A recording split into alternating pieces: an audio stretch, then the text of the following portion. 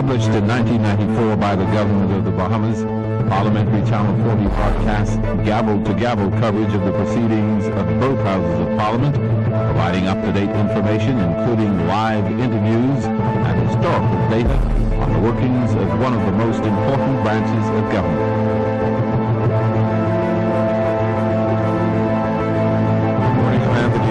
Welcome to the Parliamentary Channel's live coverage of the House of Assembly. Today, members expected to debate the bill dealing with stem cell research and also passing that bill on the National Training Agency through committee into passage. We know that the bill is going to make way for the establishment of that National Training Agency that Minister Shane Gibson said when the House last met they want to launch on July 15th, immediately after independence. Also, 1 week, of course, after the agency is launched, you will be able to register for that National Training Agency. That will be on July 22nd. Again, that is what members expected to do today. Of course, we are streaming live, livestream.com/ZNS Bahamas, and of course, you can visit our website, znsbahamas.com. As we do always, we are going to go back and give you a recap what happened the last time members met. But before we do that, let me tell you, back in 1973, they would not have been in the House of Assembly. They did not meet in all of July 1973. They last met on June the 25th, 1973. What happened on June 25th, 1973? I'll tell you one of the things that happened. The then member for Marsh Harbor, Arrington Watkins, he put forward a resolution that would allow the Speaker to run unopposed. In fact, Mr. Watkins, in June of 1973, suggested that a special area be carved out where speakers would run unopposed because they ought to be seen to be fair and impartial. That resolution, of course, was defeated. That was back in 1973. Back now to 2013. Last time House members met, Carla Palmer has a recap of the morning session. They, of course, were debating that National Training Agency bill. Here's Carla Palmer. The Police Force Amendment Regulation 2013, the Firearms Fees Act 2013, Price Control Regulation Number 5, Price Control General Amendment Number 6, the Industries Encouragement Act, the Industries Manufacturers Act, the Bahamas Striping Limited, and the Passenger Tax Order 2013 were all documents tabled in the House of Assembly during the last sitting of Parliament last week Wednesday. Additionally, a bill for an act to amend the Pharmacy Act and a bill for an act to amend the Supreme Court Act to provide for an increase in Supreme Court justices were all bills read a first time and committed. However, it was the second reading of a bill for an act to establish the National Training Agency to develop a competency-based training and a job placement system that was central to the day's debate. Moving the second reading of this piece of legislation was Labour Minister the Honourable Shane Gibson. He says the bill is significant for more than one reason. However, primary, he says, is the anticipated solution to the high level of unemployment in the country. Speaker, I must say that when we talk about the participation in this agency, we are talking about various levels. We have persons who come in who may be high school dropouts, persons who for some reason or other couldn't survive high school, didn't graduate, don't have any BJCs, any BGCSEs, any formalized training even after high school. All of these persons, Mr. Speaker, will be accepted in the agency. And so you will notice that in the agency we have different tiers, from tier 1 straight up to tier 7, which is supervisory and managerial personnel. But the idea is to allow for all persons of all levels in the society to be able to apply to the agency. Too often there's a total detachment of the type of training we want to provide versus the training that is actually needed.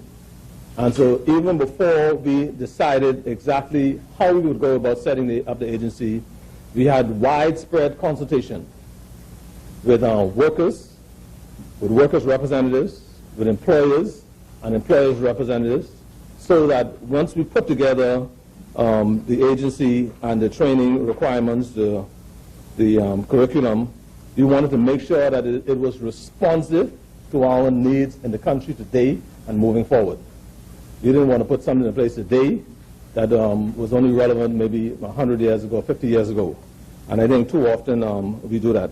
In fact, Minister Gibson says it's for the lack of the right attitude that more than 60% of people lose their jobs. The agency training system is designed to develop and improve employable skills and competencies to transform undesirable attitudes and behaviors towards work. Mr. Speaker, big issue we have. To transform undesirable attitudes and behavior towards work. Mr. Speaker, that's important because I can tell you, people come to you every day wanting to be hired. And they talk about how they could work any time. They could work anywhere you assign them, whatever job you assign them to do. And that's all well and good until after about a month on the job. Then they can't do this, they can't do that. They can't be sent to this location. Car tire flat. I can't take the bus anymore, you know. And so, Mr. Speaker, the idea is to really transform those types of thinking, right? Where you cause persons to appreciate more what it takes for them not only to get a job, but to keep a job. To clarify any perceived misunderstanding, Minister Gibson further defined the role of the National Training Agency. He says the agency itself will not be doing any training, but rather conducting assessments of agencies engaged by the government to conduct the training.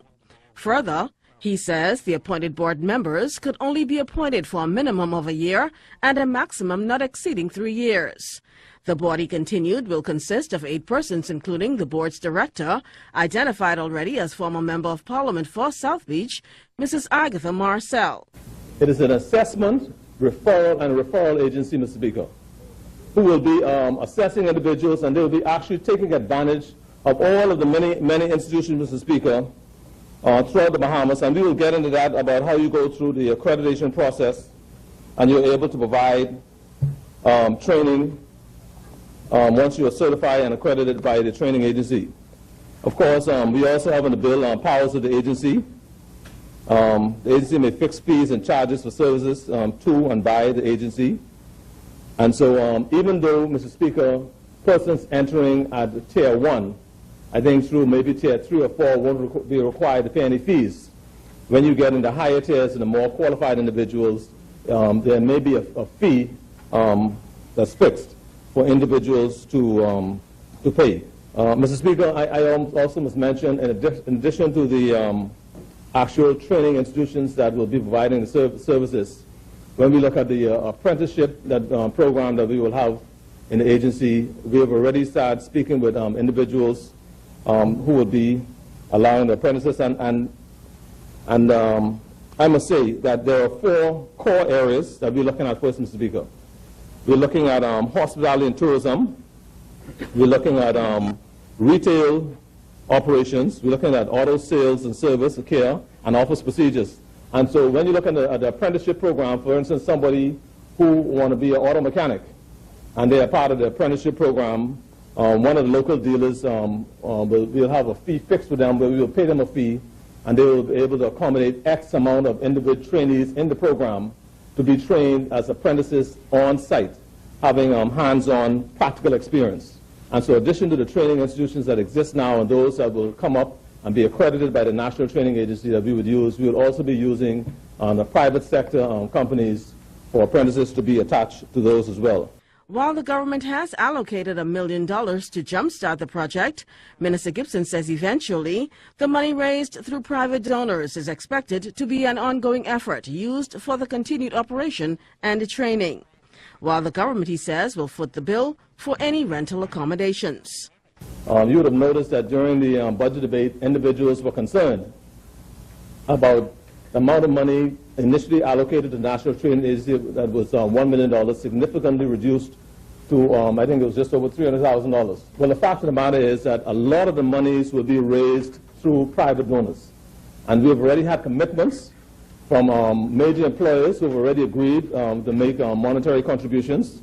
And so in addition to the monies that will be paid into the agency directly by the consolidated fund, monies will also be raised from the private sector And the money that we do raise for the private sector will be for operations and training, Mr. Speaker.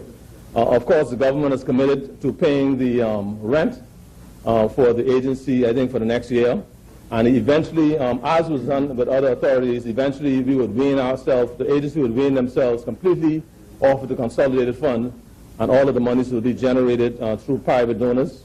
Or in the case of some other countries, I think like Jamaica, they attach a small fee to the national insurance of maybe $1 per person, or 1%, or $1 per person that would go towards it. We've not decided to do that. But I believe that once we are able to raise all the money through private contributions and private donations from corporate Bahamas, then there won't be a need for us to come back to the consolidated fund or place any sort of levy on individuals to raise funds for this. And of course, we're looking at, you said before, about 400 to 600 persons being taken in the agency initially when it is first up and running. And after we get up and running and we are through with our pilot programs in those 4 core areas, we'll begin to gradually expand them to all industries. And eventually we're looking at having a capacity to train between 2,000 and 2,500 individuals every year. Mr. Speaker, I mentioned before about sitting guilds. And so I think the persons who don't have a full appreciation of what sitting guilds represent, and the fact that we were able to, or we've already approached sitting guilds, they've already agreed to work in partnership with us.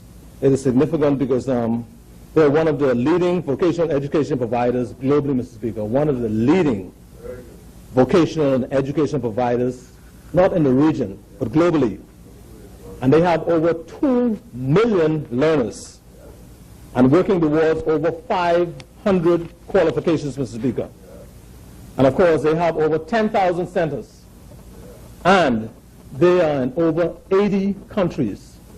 And so we are talking about an institution that's globally recognized. And so once you get your certificate, and they see city and guilds, wherever you go in the world, Mr. Speaker, it's not like when you got a certificate and they say Nassau, Bahamas. And they say, Nassau what? So you mean that's where the space shuttle go up? You know? No. Or Nassau in New York, or Nassau in New Jersey. No. This Nassau, Bahamas.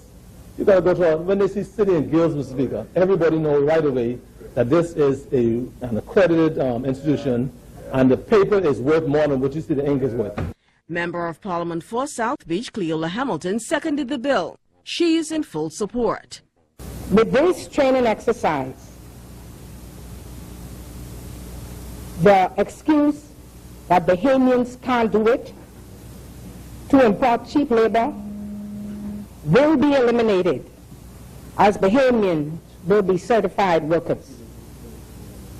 Mr. Speaker, it is reassuring to know that these bold initiatives will be carried out in collaboration with all sectors to provide training service and to accommodate apprenticeship and internship skills, so that the training and skill provided are consistent with the market demand, thereby reducing the need to import labor. Mr. Speaker, the government of the Bahamas, led by the Right Honorable Perry Gladstone Christie, got it right. So when I read the nonsense of those whose minute mind cannot see beyond their myopic thought process, who believe, and I quote,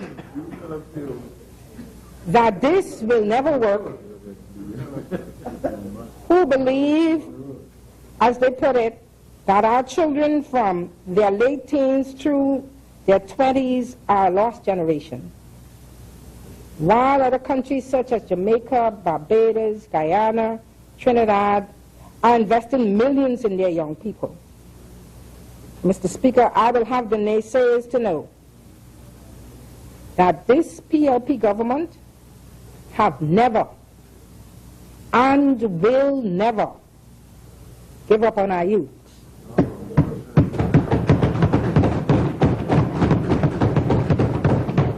We will never give up on our citizens, and yes, Mr. Speaker, we will never give up on our country. Mr. Speaker, this little archipelago is all that we have. And if we do not preserve it for our young, pray tell, who will? Opposition Member of Parliament for Long Island, Mrs. Loretta Butler Turner, however, shares a different view. She does not support the establishment of the NTA, saying it's a duplication of what already exists. The fact of the matter is, you look at the BTVI bill of 2010, and I want to speak to it, Mr. Speaker. Look at Clause 5 of the BTVI Technical and Vocational Bill of 2010, which the governing side participated in when we passed this legislation. Clause 5 of that bill, just passed over 2 years ago, says, this bill makes provision for the functions of the Institute, which includes technical, educational, and vocational training for students in core areas relevant to the Bahamian economy.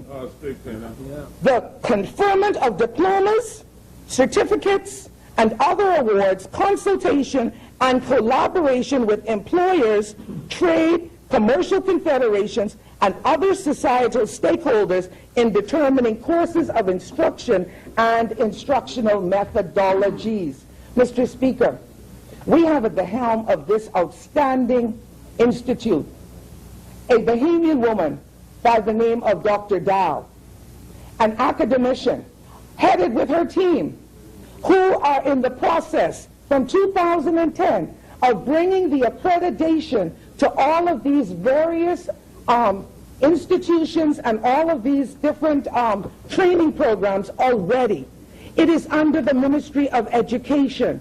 Mr. Speaker, why are we as Bahamians reinventing the wheel? We are not opposing for opposing's sake, because we want Bahamians to be equipped. We want our Bahamians to be engaged. We want our Bahamians to be trained for the 21st century and for the jobs that will arise in the Bahamian economy. And so, Mr. Speaker, I also want to bring to your attention the apprenticeship bill, which is a bill that has not been repealed. It is on our books. It speaks to all of the things you heard the member for Golden Gate speak to that is now being brought because they created a new name, a new agency called the National Training Agency, so that they can break ground and open rental accommodations on Gladstone Road, in the Darville building, another Darville building. I'd like to know the connection there, friends, family, and lovers, you know, but in any event, Mr. Speaker, they're moving expeditiously to have groundbreaking of this, and I understand it's now moved back because they're going to Bimini to open. But the reality is, Mr. Speaker, the money that we are expending, I suggest to you, Mr. Speaker, and I suggest to the Bahamian people, the money being expended in this exercise, and I have no difficulty with the head of the agency. I know her to be a very competent Bahamian. She sits here in the gallery today. My issue is not with her. My issue is not with the individuals they intend to put in this and populate this. My issue is with the fact that we have the legislative framework, we have the institutional framework, we have the mechanisms already in place to achieve all that is being put forward in this. And Mr. Speaker, I am no legal eagle, and so I'm going to leave some of the problems in the legal logistics of this document to those legal eagles. And I know that there are a lot more, because, you know, on that side, there's nothing but brilliance reposed over there. But yet, on this side, we mere mortals can come here to show you the problems we have with the legal work in this particular document. So the mere mortals will show to them the problems that this legally creates for the business community, Mr. Speaker. But like I said, I will leave that to my able legal eagle, who sits to my left, the honorable member for Montague. But the reality is, Mr. Speaker, when we talk about this training agency, we are creating another level of bureaucracy that is unnecessary in this environment when we're talking about cutting back on the recurrent expenditure of government because of the challenges we have in creating a higher deficit, when we can in fact incorporate the players and all of what we have in these two pieces of legislation which currently exist, the Apprenticeship Board and the BTVI Board of 2010. The National Training Agency is scheduled to be launched on July 15th and opened to the public a week after. For the Parliamentary Channel, I'm Carla Palmer. Again, that was Carla Palmer doing a recap of the last time House members met. Again, of course, they're debating that National Training Agency bill. Again, today, members expected to debate the stem cell research bill. Prime Minister Christie made a communication on that on April 10th. Again, we know about stem cell research and the controversy that's surrounding it. Of course, more controversy with embryonic stem cell research. And of course, that is one of the prohibitions in the regulations that have been tabled along with that stem cell research bill, trying to stay away from that. Well, anyone involved in stem cell research will have to stay away from that. No embryonic stem cell research. Again, that is what members are going to address today. Last time they met, they of course met into the afternoon, and so we're going to give you some of that as members prepare for this morning's session. Again, we want to welcome the listening audience from Radio 1540, the National Voice, Radio 810 in Grand Bahama, 104.5 FM as well. Leading off the afternoon debate in the House of Assembly we was are member for streaming Cambridge, live Dr. at Michael livestream.com/ZNS. For this revolutionary we bill also to this honorable place. At our website. It's okay if I use it, which would facilitate Facebook as well. Here is of the quality of training across the Bahamas and the number of Bahamians who will be active and effective in the workplace as a result of this piece of legislation. Mr. Speaker, in an attempt to put a dent in the high levels of unemployment that resulted from the loss of jobs and staff cuts during the brunt of the global economic crisis, the former administration introduced the National Training Program, one that was very similar to what we're dealing with today, but it was not a piece of legislation. However, that program, which according to the former Minister of Labor and Social Development, the Honorable Dion Folks, was originally designed to train 1,000 Bahamian workers in such fields as engine repair, landscaping, accounting, computer application, construction, and was eventually used, in my view, as a political ploy in an attempt to buy votes, which failed miserably. Consequently, the government spent an additional $28 million more than was initially intended to fund the program, and at the end of the 52 weeks, the majority of the residents who were involved in this program on Grand Bahama were sent back to the unemployment lines because, in my view, the training component of the program failed because it was disorganized, it was disjointed, it was thrown together with no planning. What we're doing today is to bring planning to training, and this bill deals with that issue. In his contribution, member for Montague, Richard Lyburn, questioned parts of the bill. The maker of this bill had very clear understanding of those terms, because in many instances they almost quote verbatim from sections in the earlier act. So it would seem that it would have saved us a lot of time and effort if government had simply made some amendment to that act in conjunction with the provisions of the Bahamas Technical and Vocational Institute Act. But nevertheless, if they proceed in this way, one would be left to comment in the first instance, what do they propose doing with this act? Because it deals with many of the same issues which are dealt with in the new bill. So, do they intend to get away with this act, or do they intend to retain it? Are we going to have two boards, one running down around dealing with apprenticeship and one running around dealing with the National Training Agency. In the normal course, as it, if in effect, replaces most of the relevant provisions of the Apprenticeship Act, then you would think that perhaps they would terminate this act. But nevertheless, it remains in effect. Now, I don't know personally whether there is an apprenticeship board that has been appointed by the government, but they certainly have that obligation under the terms of the act to appoint. But it would certainly seem superfluous to have two boards running around doing very much the same things. The Apprenticeship Act, 320, is absolute nonsense. The Apprenticeship Act deals with the regulation of apprenticeship. Right? It deals with employer and employee relationship. Whether it have entered into I was an apprentice. To become a lawyer, I was an apprentice. I signed articles of apprenticeship. Member for North Abaco, Donato Curry, is confident that the National Training Agency will have a great social impact. I'm sure that, as the member from Long Island, the intent would have been to train. I did mention that the intent was to train.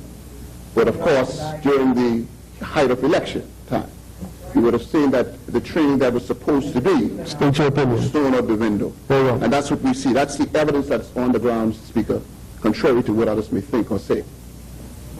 Speaker, education is one of those areas the government cannot afford to compromise or play political games with. And as I said, the previous administration used this program in a way it should have never been used. In my humble opinion, the message was clear. It was used to facilitate, as stated, a job placement program instead of strategic watchful training. In essence, Mr. Speaker, it seemed to be, in my humble opinion, it was an exchange. It was a job in exchange for votes. No doubt, this was in response to their political desperation and a declining unemployment rate. The truth is, the program itself lost its purpose. And we must not allow this kind of behavior, Mr. Speaker, to exist in the future. Too much is at risk.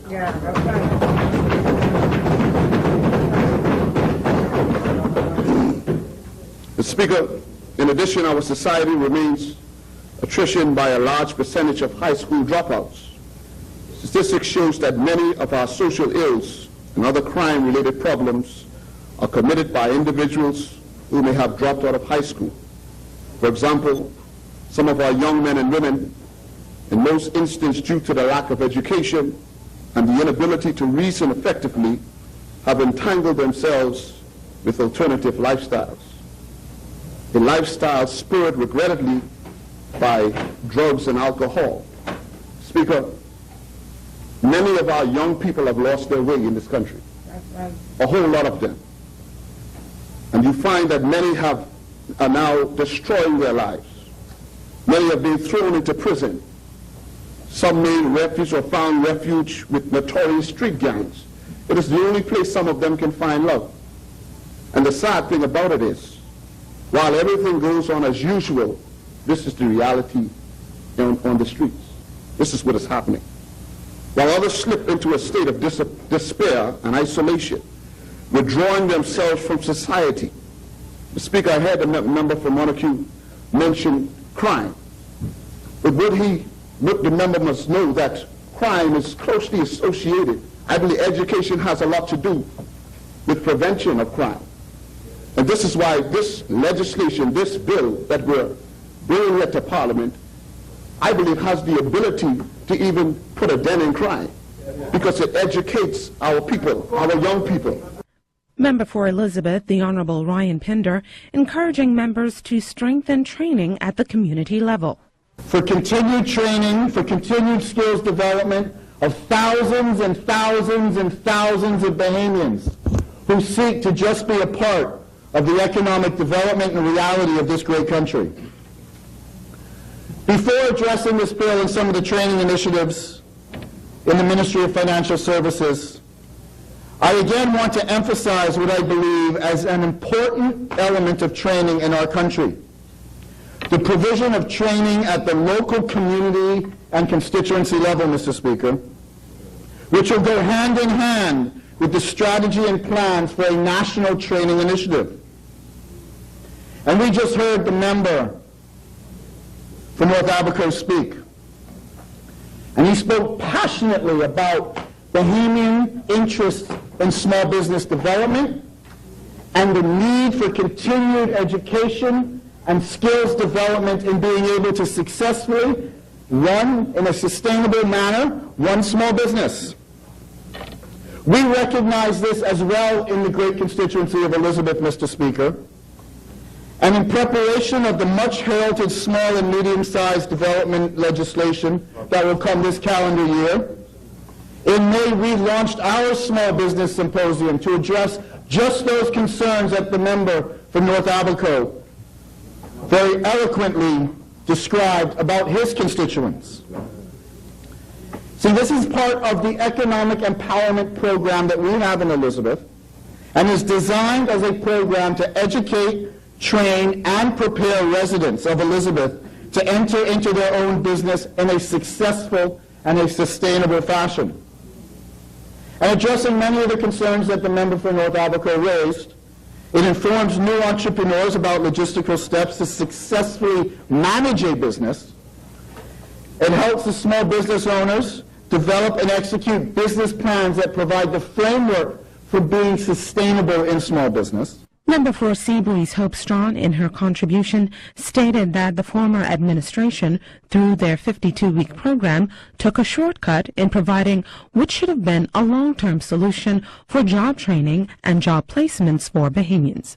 To the scores of persons in the constituency that I represent, who have been actively pursuing gainful employment and have called or visited me to assist them in this regard.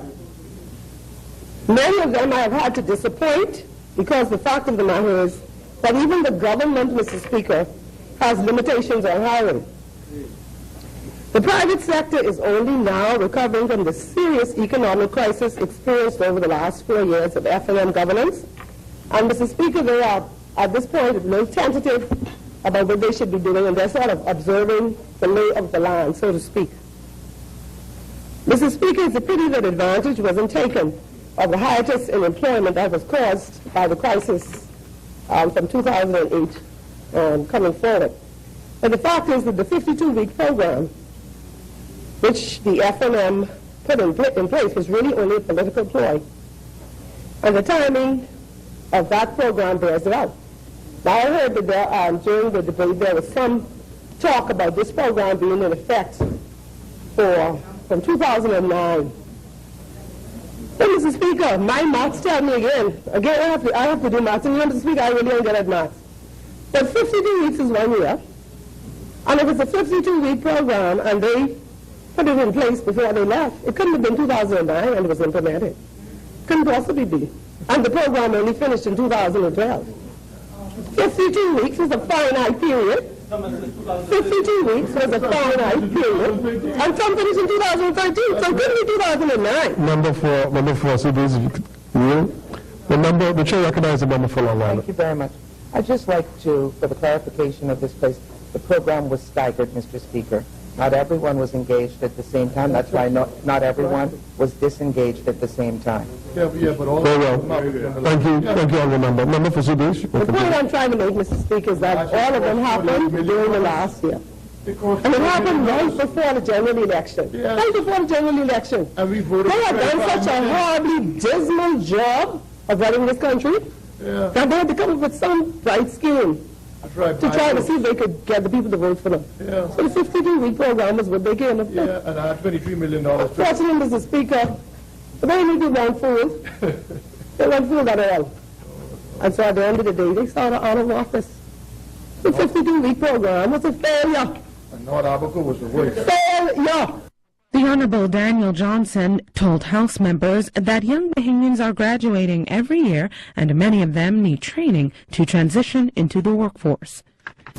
4,000 kids just came out of high school. Yet they're looking for something to do. thousands of people are looking for jobs, but we know there is a gap in between their preparation and being engaged, and this seeks to address that gap. All that the Minister of Labor is trying to do here, along with his fantastic staff, we've done a gap analysis. We know what the problems are. We people don't have the problems no more. Fix it. This seeks to fix this gap. It is going to bridge the gap.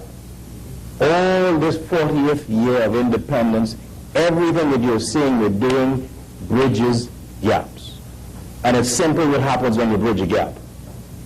For the public out there who may not know, before that place across the street where Atlantis is now had its present name, it was called Hog Island. Hog Island. Not really a kind of place you'd want to go, particularly not for vacation.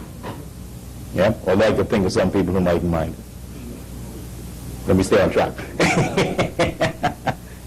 You put a bridge to it. Just a bridge, a simple connection. You bridge this gap where people couldn't get to their goal. That's all it is. You bridge a gap where people wanted to go somewhere and they now could go instead of swimming over going by dinghy. They could drive over, they could walk over. You get access now to this place, and it becomes Paradise Island. That's all this does. It bridges the gap. Member for Fort Charlotte, Dr. Andre Rollins, in his contribution, highlighted social statistics. Although we are said to be a rich nation, the state of our human capital is poor. This is the work of leadership in the Bahamas in 2013, reducing mental poverty, spiritual poverty, and social poverty. The first is the realm of the school, family, and workplace. The second is the purview of the church, and the latter is the domain of the business community as the driver and the government as the facilitator. I wish to leave the second to be addressed by religious ministers and to direct instead my focus to the issues of mental poverty and social poverty as I speak to the legislation before us. The nonfiction book Freakonomics by Stephen D. Levitt and Stephen J. Dubner addressed the issue of mental and social poverty and their impact on the development of the African American community. A quote from the book reads as follows: "Childhood poverty and a single-parent household are among the strongest predictors that a child will have a criminal future." Member for Tall Pines Leslie Miller said that many young people nowadays are not equipped with the basics to enter the workforce. When I went to BEC lunchtime, there was a gentleman waiting there to see me. Said that his mother had sent me to me. He was looking for a job, and the fellow had on slippers. And he said to me, "Mr. Miller, my mother spoke to you yesterday, and I'm here to see about that job." I said, "No, you're not here to see me." I said, "You're here to go home with your slippers back on." And I refused to see him.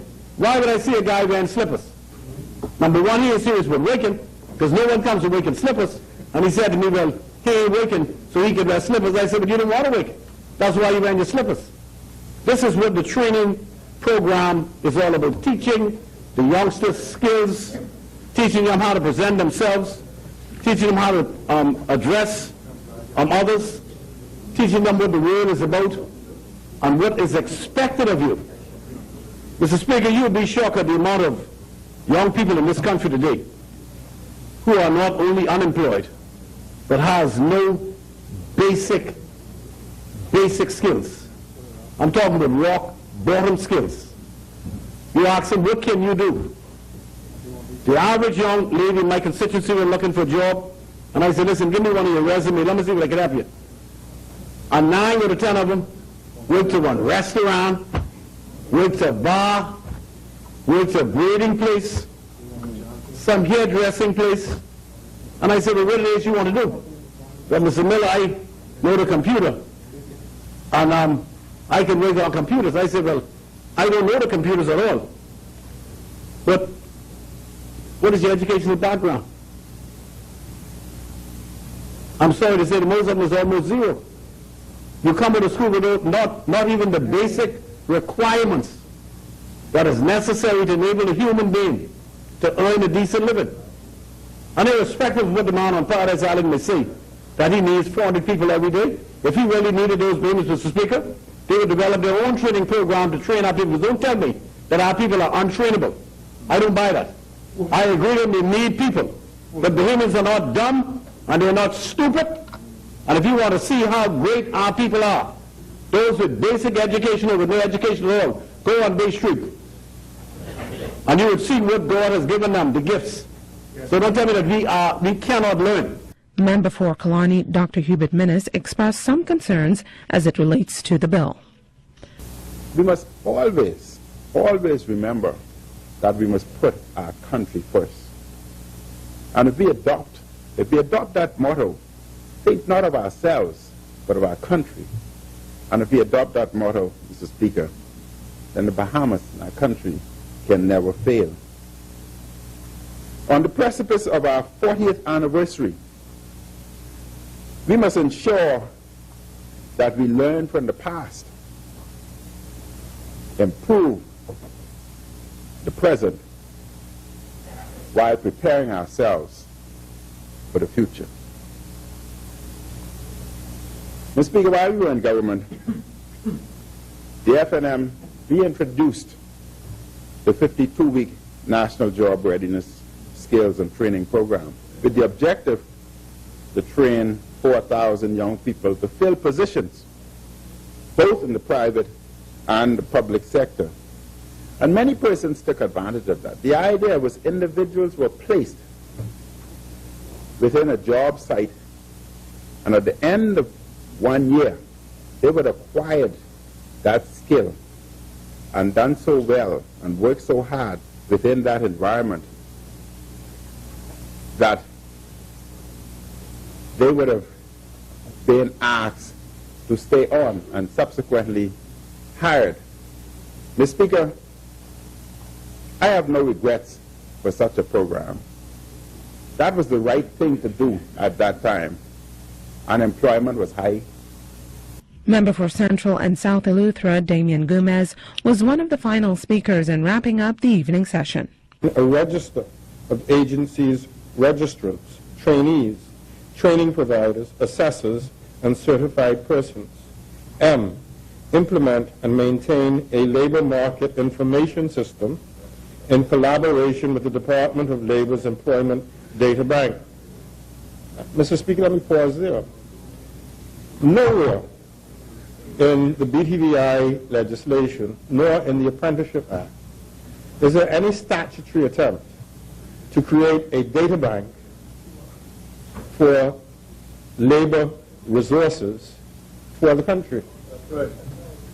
So the assumption that this is some copy of anything that our predecessors had done, it's really a non-existent criticism. I'm just surprised that it could be uttered with such sobriety in this place.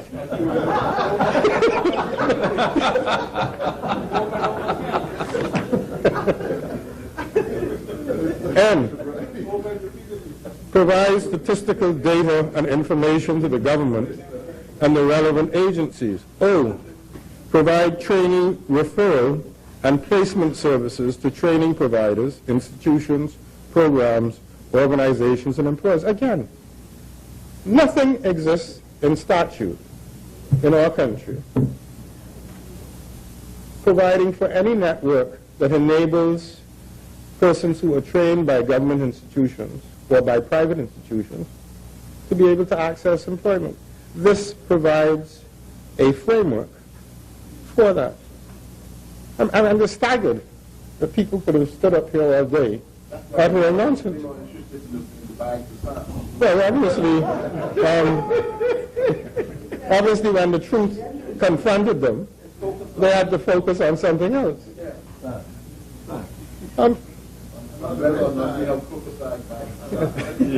P, institute, review, and maintain a system of assessment, certification, and award in relation to persons trained in the technical and vocational fields. Q, grant certificates and other awards and submit reports regarding persons who are assessed pursuant to paragraph P. R. Designate a central assessment and referral center where persons who wish to access the agency's services shall register, be assessed, and referred as is applicable. S. Establish and maintain a system of assessment and recognition of prior learning or training experience in harmony with established competency standards. T. Produce booklets, brochures, programs, media, advertising, and other promotional materials to enhance the image of competency-based vocational training and certification as the catalyst for building a productivity-focused, service-driven workforce. U. Develop, implement, and promote national occupational standards.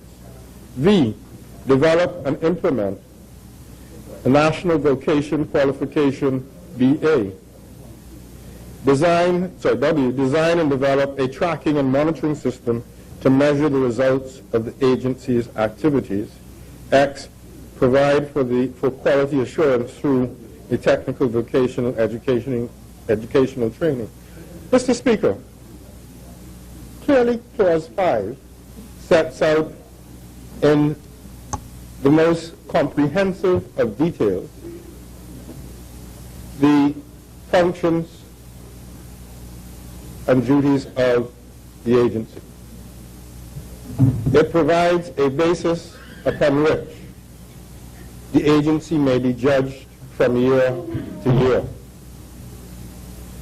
In itself, provided that the recap of the last time House members met debating the National Training Agency Bill. Again, we want to welcome the listeners from Radio 1540, the National Voice, Radio 810 in Grand Bahama, and 104.5.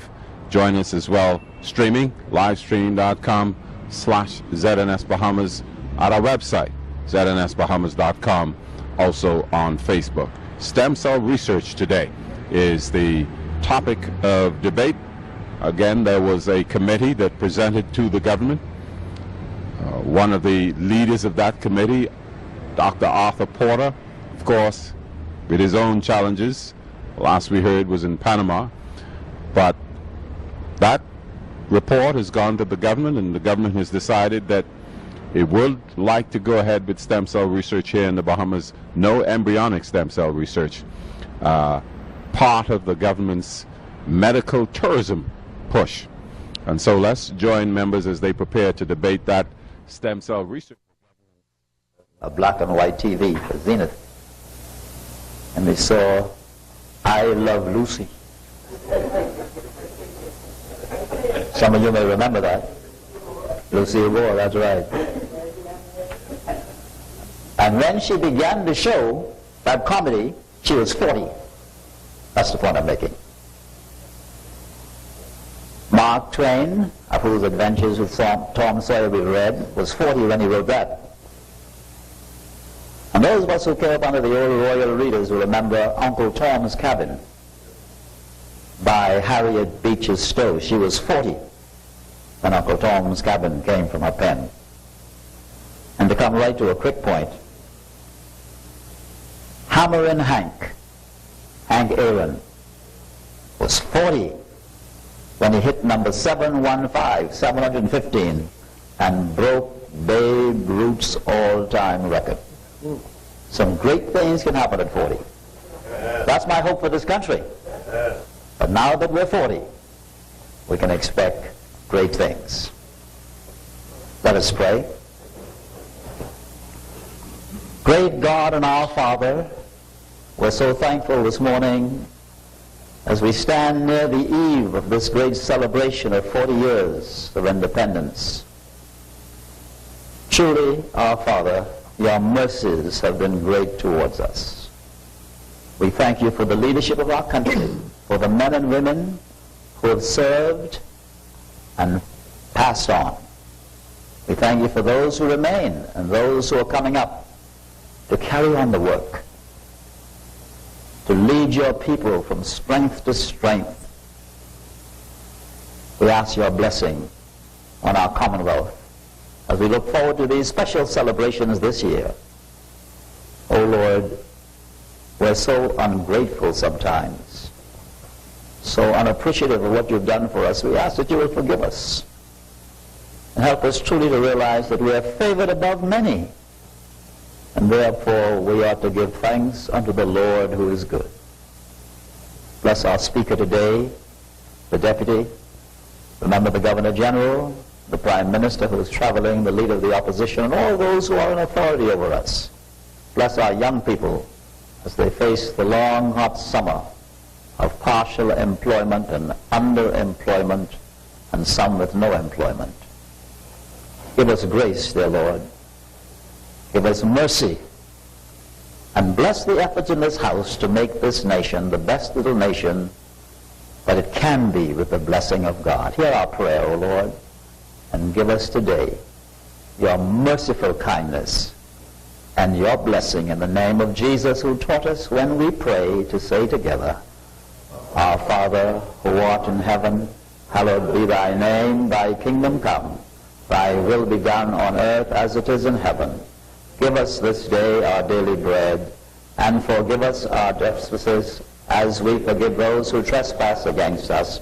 And lead us not into temptation, but deliver us from evil. For thine is the kingdom, the power, and the glory, forever and ever. Amen. Happy Independence.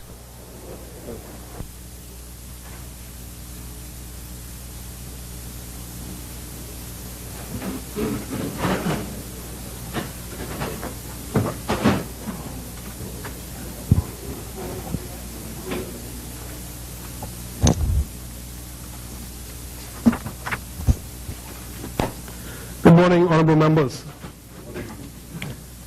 Welcome back to this continuation of a sitting of Parliament. When we suspended last Wednesday evening, by the way, today is Wednesday the 3rd of July in the year of our Lord 2013. And we completed at our last sitting second reading and committal of the bill for an act to establish the National Training Agency. We would therefore continue our proceedings with further second readings. However, before we do so, the chair would like to make a brief intervention. Parents related to Garden Hills, parents are reminded that Garden Hills Summer Camp in conjunction with the police band summer camp is being held at S.C. McPherson Junior School. It commenced Monday the 1st, and it will end on August the 9th. The camp hours are 9 a.m. to 2 p.m., Monday through Friday, and students who are still interested in attending the camp, please speak to Corporal Barr, the coordinator of the camp at S.C. McPherson, or call the Garden Hills Outreach Office at 325-2000 for further details. Congratulations are also extended to the Neighborhood Crime Watch Association of Pride Estates 1 West for hosting a successful community event dubbed Night in the Park on Saturday past. This initiative spoke loudly to the would-be criminals that a unified effort exists with the support of the Police Crime Watch Association and the police division, in particular Carmichael Road Station. The message came through clearly that a well-lit park creates activities and fellowship and engenders a sense of safety for us all. For this I am grateful for the assistance of DEC. The food was delicious, music was quite entertaining, and the fellowship augured well for the rebirth of a community spirit. Special thanks are extended to Officer Camacho and the Carmichael Road Police Station and Ann Means and her leadership team. Crime Watch associations are fast proving to be an important tool in crime prevention and response, and we salute the officers like Camacho who are relentless in their quest. In Garden Hills, I look forward to one day making Garden Hills a constituency crime-free zone with the help of various established Crime Watch associations. Honorable members, I'm delighted to highlight the cause of the Urban Renewal Commission, whose work I believe is critical to the building of our communities. On Friday evening past, Reverend Cynthia Mother Pratt, a past member and cabinet minister of this place, and her team touched down and lit up the softball field at Garden Hills. Their mission is to host prayer vigils throughout the various constituencies of New Providence prior to July 10th. The many persons present were inspired by the experience, and undoubtedly the numbers of volunteers and intercessors are increasing daily. As the book of Acts says, and the Lord added to their number daily those who were being saved. We are grateful to have been a part of this worthy exercise, that we believe it is necessary despite what we see in the natural. The quality of a society is determined by how well we treat our elderly, the little ones, and our disabled. On Friday past, I was delighted to join with several volunteers and pastoral leaders throughout our community to celebrate with Patricia Moxie of the Senior Citizens Home and Daycare Center for a 40th Anniversary Independence Special Luncheon. The event was enormously successful despite what I am told were and still appears to be daunting challenges facing the home.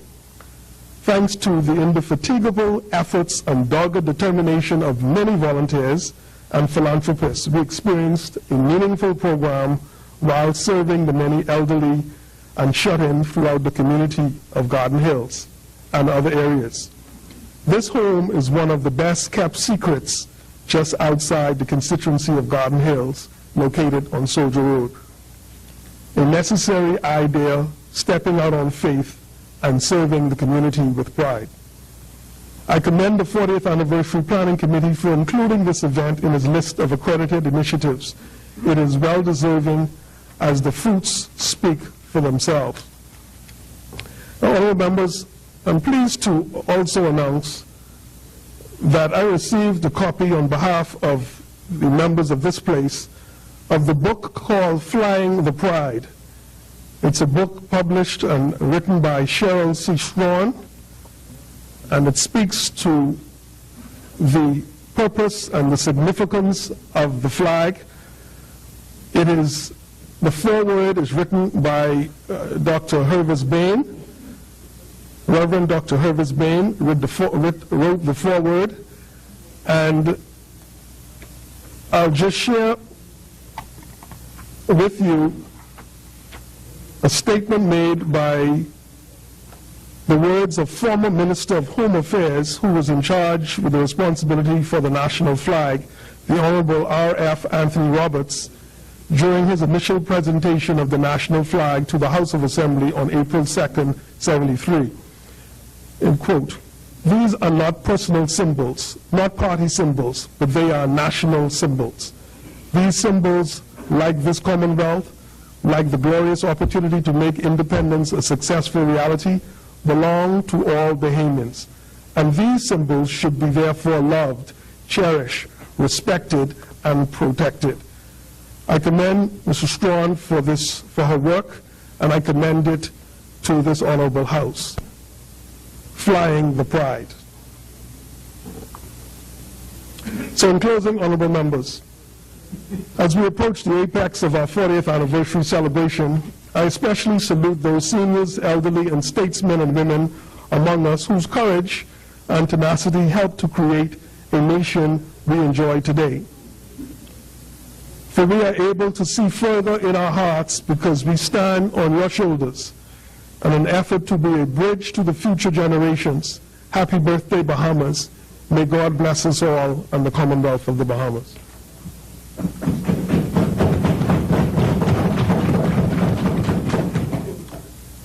Now to the business of the day. Further second reading of bills. The chair recognizes the honorable member for North Anvers and the Berries.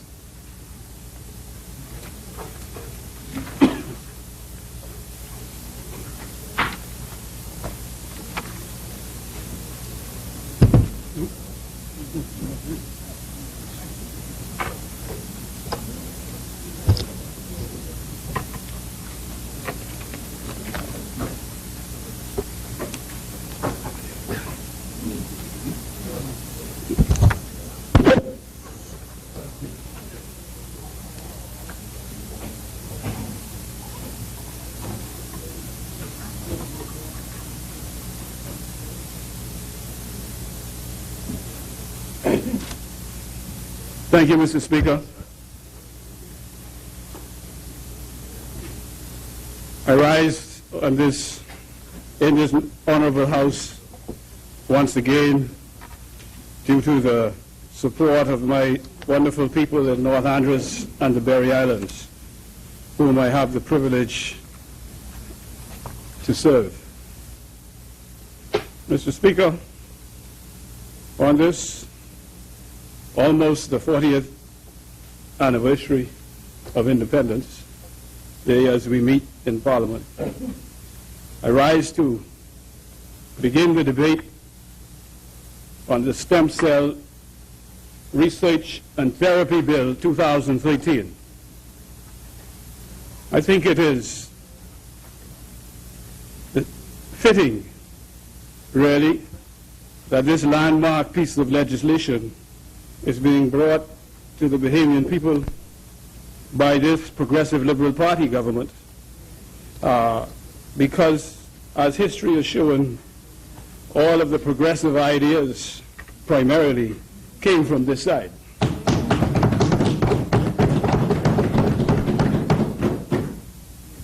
The Stem Cell Research and Therapy Bill 2013 was presented to this Honorable House on Wednesday, the 10th of April, for its first reading, 2013, by the Right Honorable Prime Minister, at which time the bill was formally tabled for public consideration.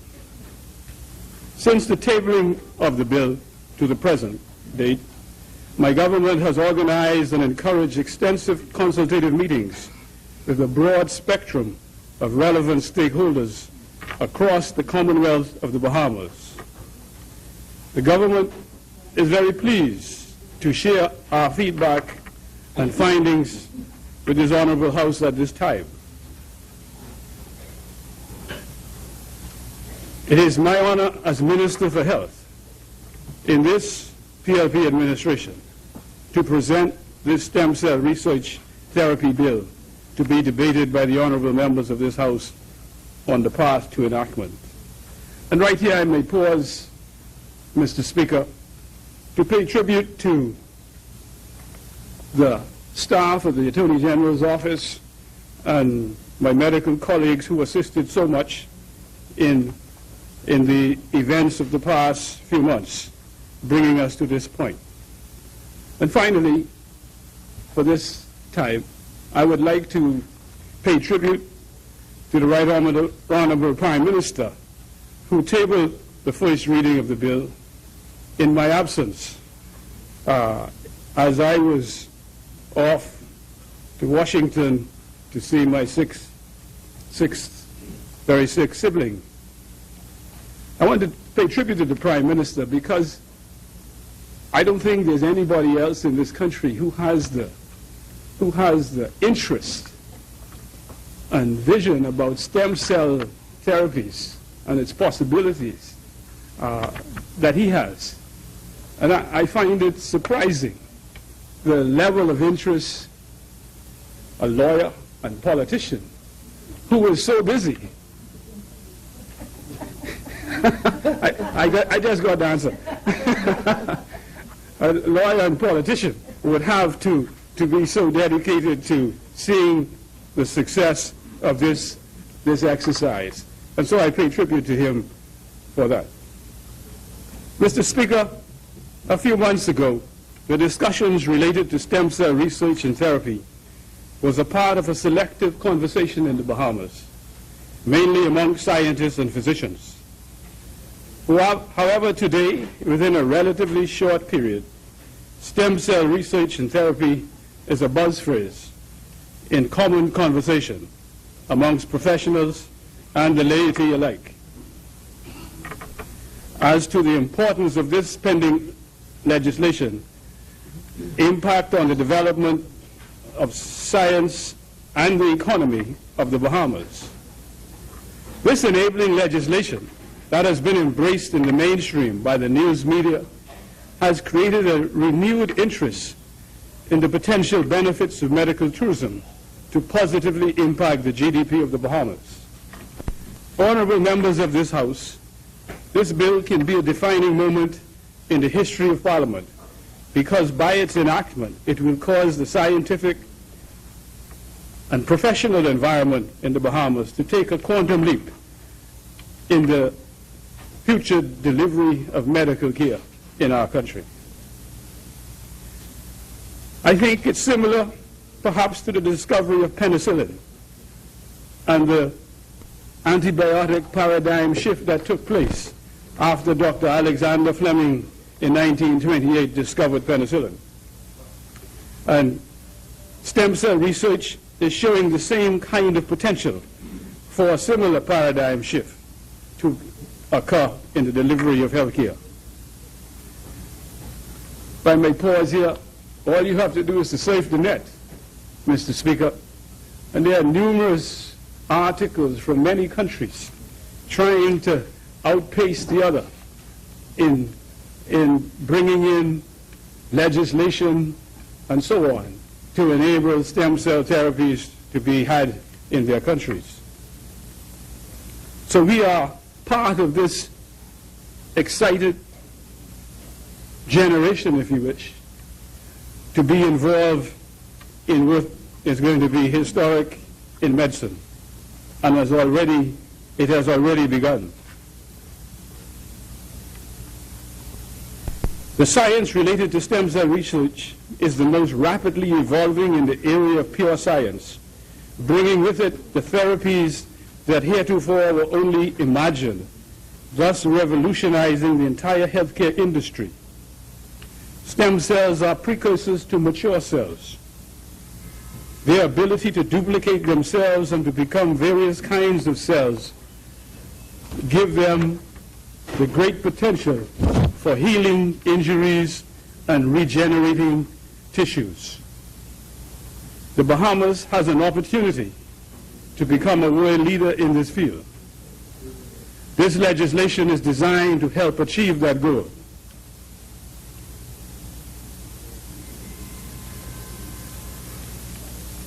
Why is the Bahamas poised? Owing to the international collaborative research done in the Bahamas since 1992, then with the University of Toronto in relationship to the transmission of HIV from mothers to babies,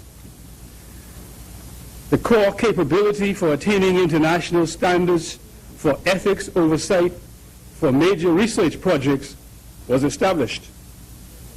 Today, the Bahamas has, and listen to this, the Bahamas has recognition, registration, and certification status with the National Institutes of Health of the United States of America in Washington, D.C.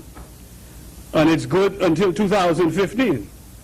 And this came as a result of the work and basic research we did in collaboration with the National Institutes of Health as we worked to uncover the pathophysiology of HIV in the newborn baby.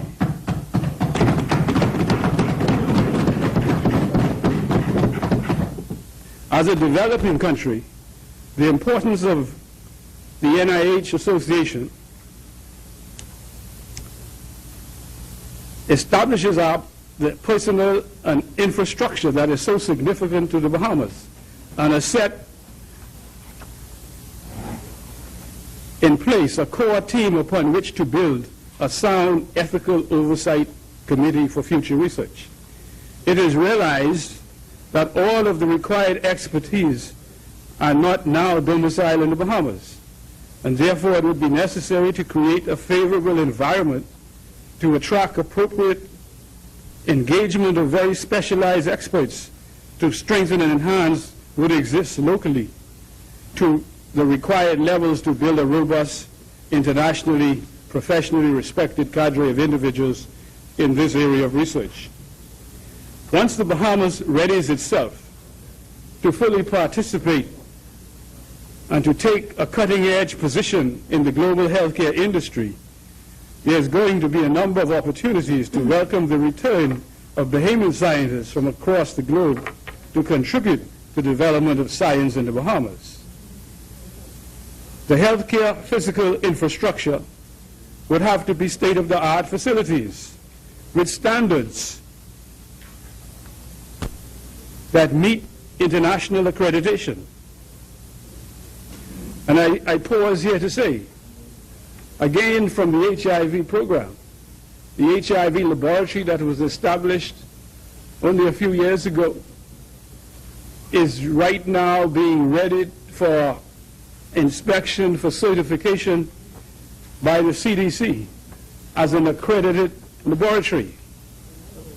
It will be the first in the Bahamas and only the second accredited lab in the entire Caribbean, the other one being in Barbados. And this will happen, Mr. Speaker. The accreditation visit is in about 2 weeks. As well as all the professionals participating in this research industry will have to be certified with professional licensure to perform the task for which they have approval. As a result of this, the overall quality of health practices in the country would by necessity improve to the benefit of all Bahamians. In addition to the direct higher paying jobs created in the healthcare industry resulting from the passage of this bill, it is expected that there will be a considerable number of other jobs which would be an indirect spin-off from this action. For instance, tourism-related jobs, hotel workers, taxis, drivers, security officers, caretakers, etc. With this understanding of the overall impact of all facets of the Bahamian society, my government, under the direction of the Ministry of Health and the Attorney General's Office, had an extensive consultation series of meetings with the Christian Council, the Bahamas Chamber of Commerce, the Medical Association of Bahamas, the Nurses Association of Bahamas, the Dental Association of Bahamas, Private Nurses Association, the Dental Private Healthcare Facilities Owners, healthcare providers in Grand Bahama, and scientists at the College of the Bahamas. There was overall support for the bill and enthusiasm that such an enabling legislation was being introduced in the Bahamas. Concern was expressed that the use of embryos in human beings and cloning should not be allowed, which is in keeping with the recommendations of the bill. Also, that enforcement was considered to be an area of potential administrative weakness, so particular measures would be necessary to ensure compliance to the Act. That is, more qualified personnel in the inspectorate and close monitoring of the research and therapy projects. Particular cultural and ethical considerations, which are peculiar to the Bahamian people, have been taken into account in the drafting of the legislation and to ensure harmonization in the implementation of the regulations that would happen as a result of the Act.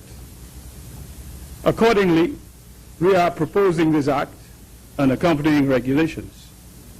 This legal framework will create a regulatory regime covering all aspects of stem cell research, namely clinical research, in other words, testing stem cells in people, 2, non-clinical research, which includes bench research in labs, as well as non-human animal research, and 3, therapeutic uses in people. The framework will prohibit and deter procedures that are unethical or scientifically unfounded, such as human reproductive procedures and human cloning. It will establish strict regulatory standards and procedures for non-clinical and clinical research and for therapy, as well as for ancillary functions such as transporting and storing of stem cells.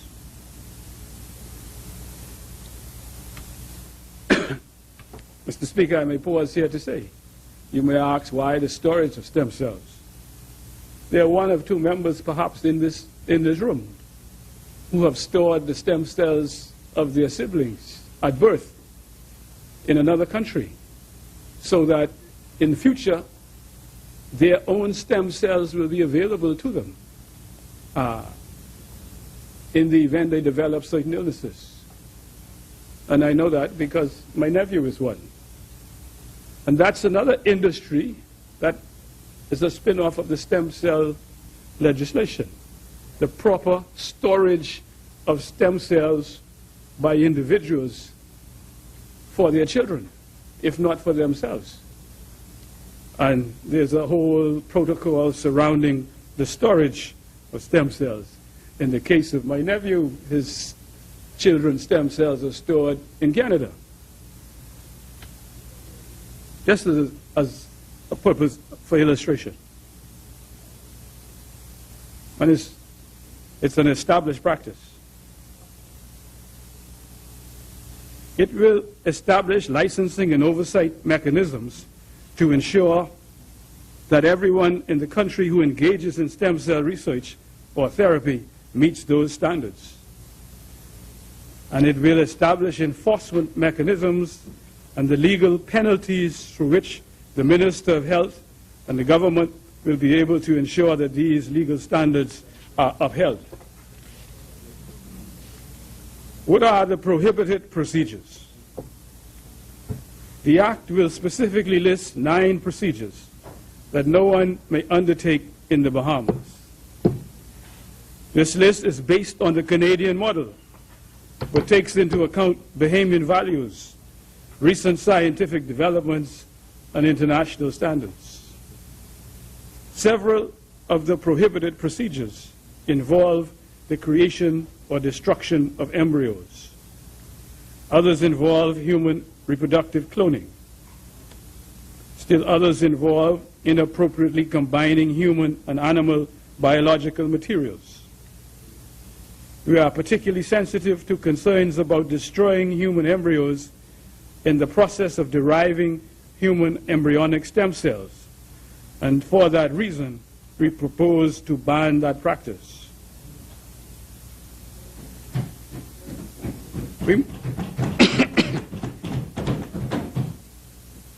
Maybe I should pause there too, Mr. Speaker, for purposes of explanation. Much of the paranoia by individuals about the use of stem cells, I think, has its origin in how stem cells were usually obtained.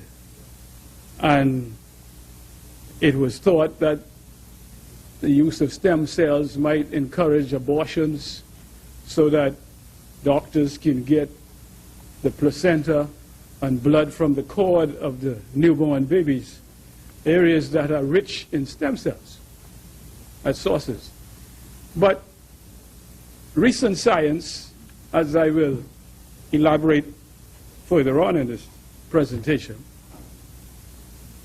has demonstrated and reached its peak last October when the Nobel Prize for Medicine was awarded for stem cell research to 2 physicians, the Englishman Dr. Gurdon from Cambridge University, I think, and a Japanese doctor whose name I can't call right now, but I'll find it for you soon as we move along.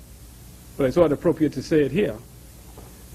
And a Japanese physician from Kyoto University in Japan, who got the prize for showing that there is no need to use embryonic stem cells in stem cell research, because their work showed that you can use the mature cell and stimulate it in certain ways, and the mature stem cell will revert to its embryonic form.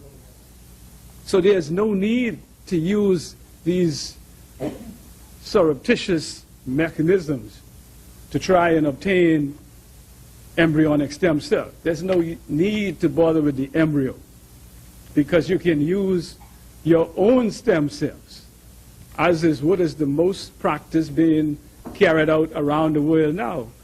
People are getting stem cell therapy from themselves.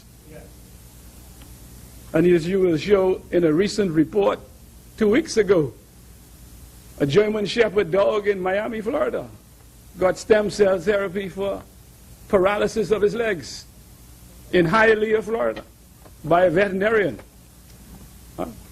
The dog got his own stem cells from the lining of his stomach, just like the practice is being carried out in humans. And so, I remember one day coming to cabinet, a reporter asked me my opinion about stem cell treatment. And I had all kinds of things in my hands, but I stopped and I said, well, it's interesting you asked me that, because it's a subject I'm interested in. And I said, you know, stem cell therapy is not the medicine of the future. It's the medicine of now. And it is so true. That is the case.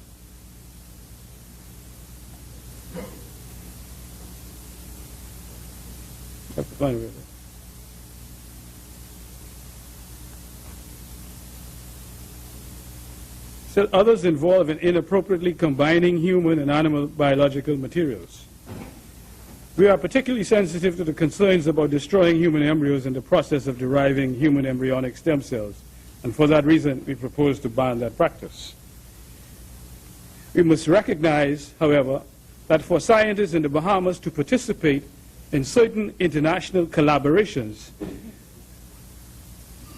they must be allowed to study previously derived human embryonic stem cells, such as those listed on the Canadian Institutes of Health Research National Registry of Human Embryonic Stem Cell Lines.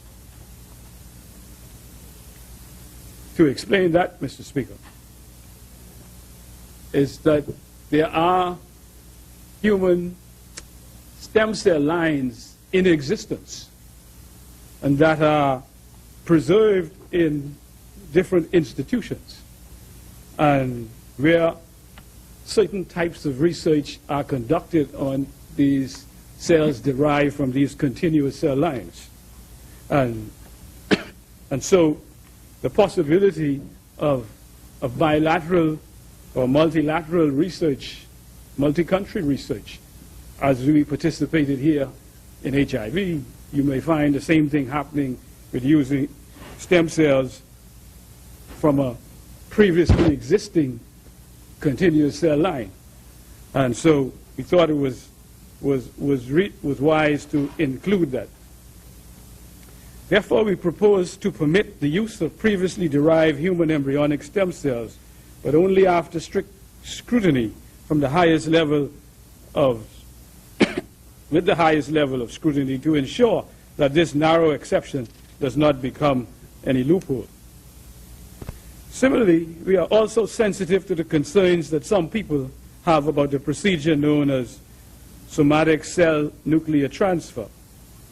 This procedure involves the removing of the nucleus of a human egg cell or ovum and inserting that nucleus from a different mature cell, such as a skin cell, and fusing them with electricity and activating the fused cell with chemicals. This fused cell dividing in a manner similar to how an embryo divides, even though it was never fertilized by a sperm. This technique is how scientists created the Dolly the sheep, as an illustration. But it has many more uses. There's a recent report from Italy on this newborn infant that was born with tracheomalacia, a very soft windpipe that kept collapsing, and so the child could not breathe.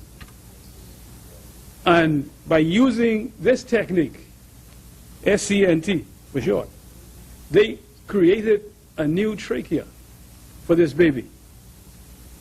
And the baby, the new trachea was installed, and child doing well. It caused the Italian parliament to go into special session because there was no law governing and permitting this kind of work.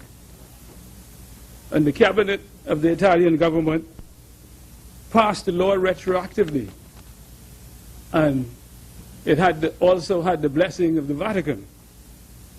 Actually, you'll be surprised. The Vatican is very much involved in stem cell work. They have two organizations, one in the United States in New York and the other in China.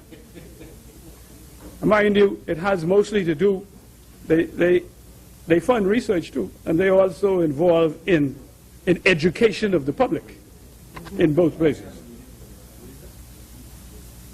It has never been used to create a human being, however, and most countries prohibit any attempts to use it to create a human. A major concern is that Dolly and all other animals cloned using this technique suffered major birth defects. Consequently, we have followed other countries' model in prohibiting anyone from attempting to use the technique to reproduce a human being. How it may be relevant to us. We have a lot of, say, prostate cancer and cancers of the bowel. And you may, often you may see patients who need a new bladder, for instance. And one can, just like how they created a new trachea, they may be able to create a new bladder when a bladder in an adult male has been so damaged it can't function anymore. You know, so that's the application that has been used already.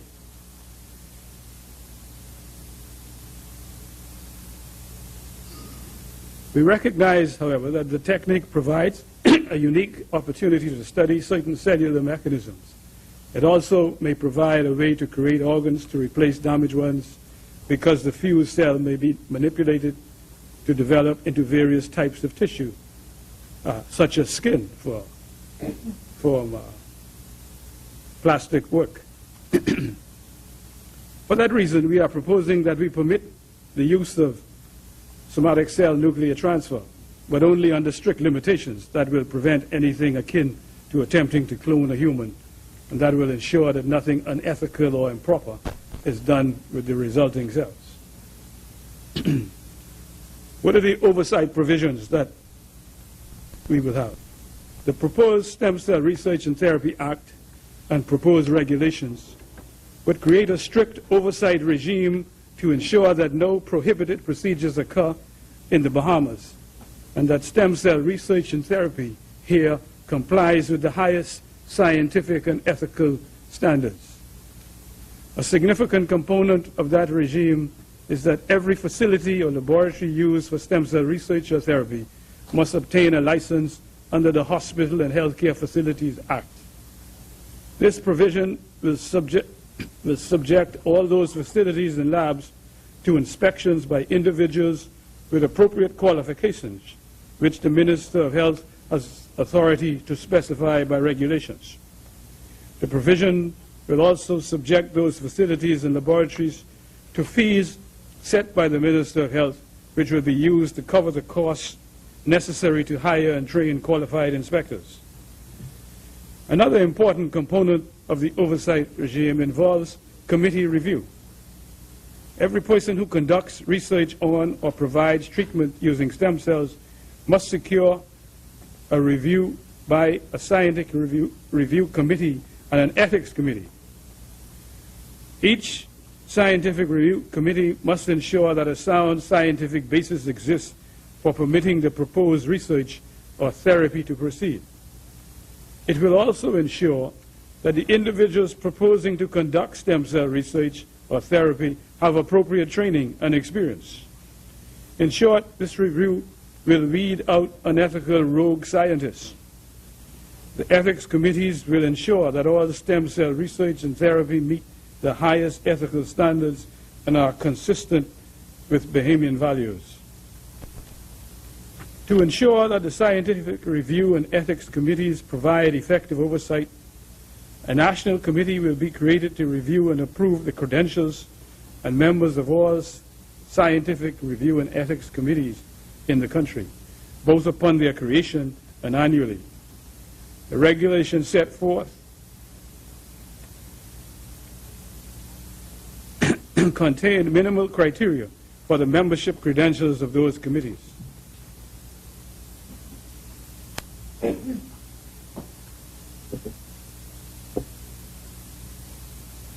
The National Committee will also issue guidelines on determining which types of research and therapy are permissible, restricted, or prohibited.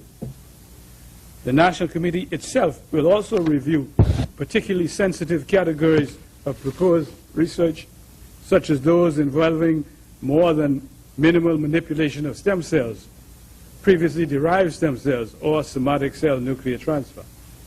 As the recipient of reports from all the committees, the National Committee will have certain other duties. Those duties include educating the public about stem cell law and regulations and about stem cells generally. They also include ensuring that knowledge gained during the course of stem cell research and therapy conducted in the Bahamas is used to the maximum benefit of Bahamians and is made available to Bahamian physicians and the healthcare practitioners. The National Committee will be appointed by the Minister of Health and must include persons with credentials in science, medicine, commerce, religion, education, ethics, community leadership, and law. It must also have at least one member who is recognized internationally as a leader in stem cell science.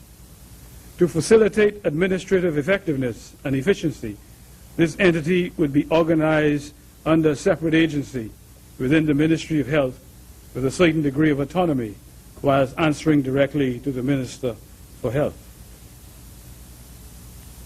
Global stem cell breakthroughs.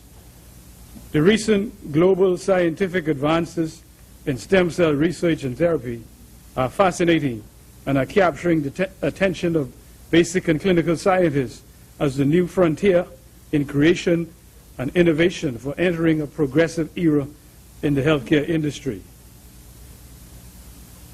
Last year, the 2012 Nobel Prize for Medicine was given to the Englishman Sir John B. Gurdon and the Japanese Professor Shinya Yamanaka for their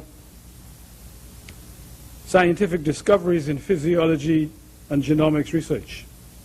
Today, this stem cell science is being considered to be the basis for medical therapies of the future. In fact, some would say it is the medicine of today.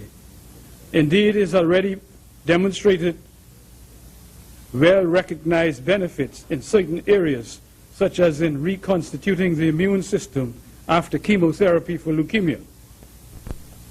More recently, we have heard about successes that stem cell therapy has had in rapidly restoring well-known athletes to the top of their game after serious injuries.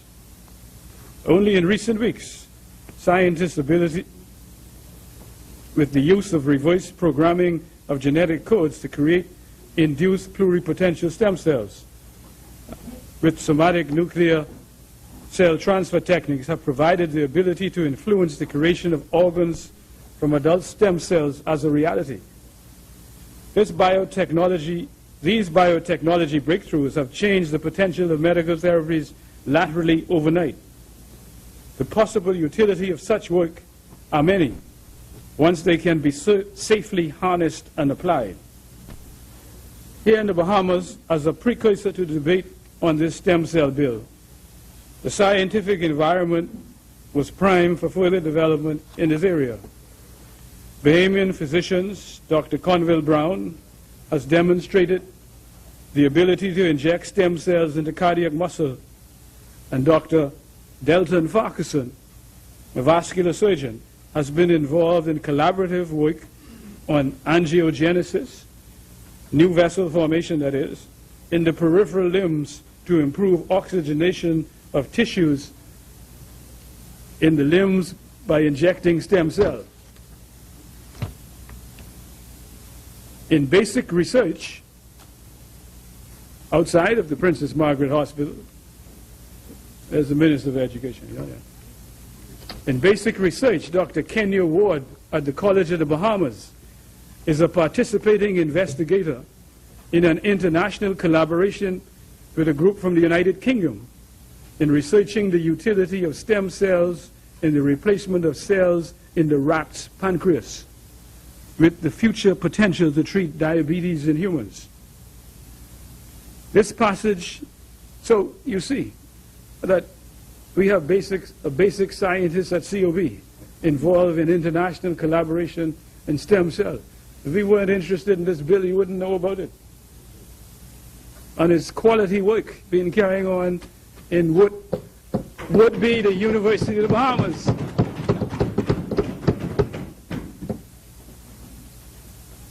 Don't sell our Bahamian short. The passage of this stem cell enabling legislation is expected to fuel even greater interest and enthusiasm among sponsors and scientists, both internationally and locally, to drive forward with energy and new ideas to make advances in this exciting field with the discoveries of potential therapies and cures. To many, this is becoming the dawning of a new significant horizon for Bahamians to emergence on the global stage of the healthcare industry and to make breakthroughs that have not even been imagined up until now. The doors that would be open to young Bahamian science students and scholars in science for world participation and recognition are numerous. As a young nation, it sets a course to greatness in education and higher learning driven by professional excellence. The Bahamas now has the opportunity to host several important stem cell initiatives. Companies interested in establishing stem cell research and therapy centers in the Bahamas propose to build facilities, create jobs, and offer treatments that will improve the lives of many of our citizens. These projects also promise to attract leading scientists to conduct research, establish institutions, and relocate here. These projects and future stem cell initiatives also promise to build our reputation as an ideal location to conduct scientific research and practice medicine in general. Further, these initiatives should have ancillary benefits for our economy and our tourism industry. The regulatory requirements. The regulations also set forth substantive requirements for each area of conduct involving stem cells, namely non-clinical research, clinical research, therapy, ancillary functions such as storage. For non-clinical research, the regulations set forth detailed requirements for obtaining informed consent of donors to ensure that they understand the risks of donation and the purpose for which their donated biological materials will be used. The regulations also require researchers to reimburse donors for the cost of any needed medical treatment for injuries they receive while donating and impose restrictions on coercive treatment practices. For clinical research, in addition to donation, procurement, and facility requirements, the regulations specify different levels of committee review needed for different levels of ethical sensitivity and scientific uncertainty. They also set forth additional informed consent requirements for people who are the subjects of research. For therapy, in addition to donation, procurement, facility, and informed consent requirements, the regulations require that a certain level of evidence be proffered to substantiate the safety and efficacy of the treatment before a doctor may administer it. The regulations also provide for the increasing levels of review based on sensitivity and scientific uncertainty. In particular, they impose very strict standards that may be met for doctors to use stem cell therapy that has not been widely accepted within the practice of medicine. The regulations also set forth requirements for certain ancillary facilities that handle stem cells, but that do not necessarily conduct stem cell research or therapy. The requirements generally involve establishing procedures necessary to ensure that stem cells are stored or transported and disposed of appropriately, that the equipment used in collecting and storing stem cells is not problematic, and the facilities label and store stem cells to preclude mix-ups and damage to the stem cells. enforcement and accountability. The Act and regulations also propose a number of provisions, Mr. Speaker, providing the Minister of Health the authority to enforce the law and regulations. These include the ability to suspend a licensed facility. As part of the Act, there would be strengthening of the connections and collaborations between the various agencies of the relevant arms of government. This will also include financial and criminal penalties for violations. After careful consideration, a hefty fine of $500,000 and 10 years imprisonment at the discretion of a Supreme Court judge will be part of the Act to serve as a deterrent to those who may consider to breach the law of the Commonwealth of the Bahamas.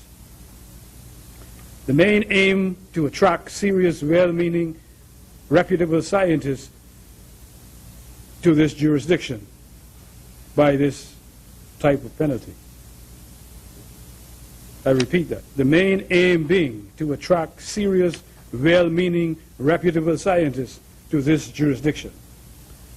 The National Committee must submit a report to the Minister of Health annually on certain significant stem cell activities. The Minister will lay the report on the table of the House of Parliament. In conclusion, Mr. Speaker, as Minister of Health with more than 3 decades of experience as a physician, I am confident that this proposed legislation and the accompanying regulations are very important prerequisites to stem cell research and therapy being properly conducted in the Bahamas. I am very encouraged by the extensive, strong support amongst all the various stakeholder groups, and therefore, with the enactment of the legislation, the Bahamas would have made a giant step forward toward first world status in the healthcare industry. Today marks a very proud day for this Parliament. Bahamian scientists, indeed all Bahamians and well-wishers of the Commonwealth of the Bahamas, during this 40th year of the country's independence. Mr. Speaker, thank you for allowing me this valued time.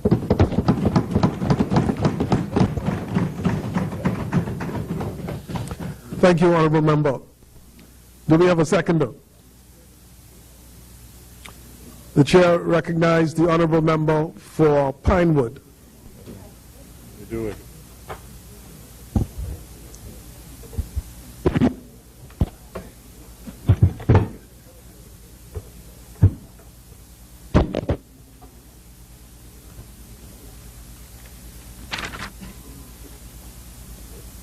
Thank you, Mr. Speaker. I'd like to say it's a pleasure to stand here on behalf of the great people of the constituency of Pinewood to contribute to this debate.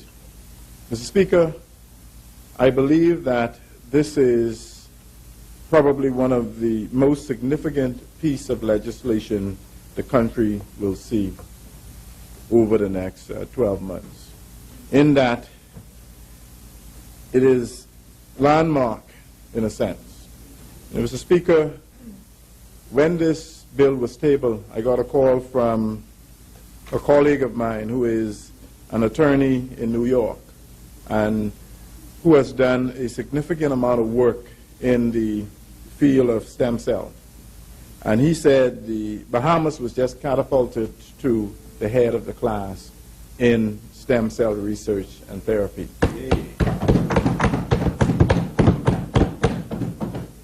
Mr. Speaker, as customary, before I get into the details of my presentation, I'd like to update the Honorable House and the Bahamian people on some of the activities in the great constituency of Pinewood. Mr. Speaker, I see you always avail yourself of the opportunity to do so. And I think it's smart to keep people informed when you're working on their behalf. And, Mr. Speaker, last week I participated in a walkabout in Pinewood with the Urban Renewal leadership of Cynthia Mother Pratt and the Honorable Algernon Allen. And, Mr. Speaker, we took the message of peace and hope to the residents of Pinewood. And it was interesting.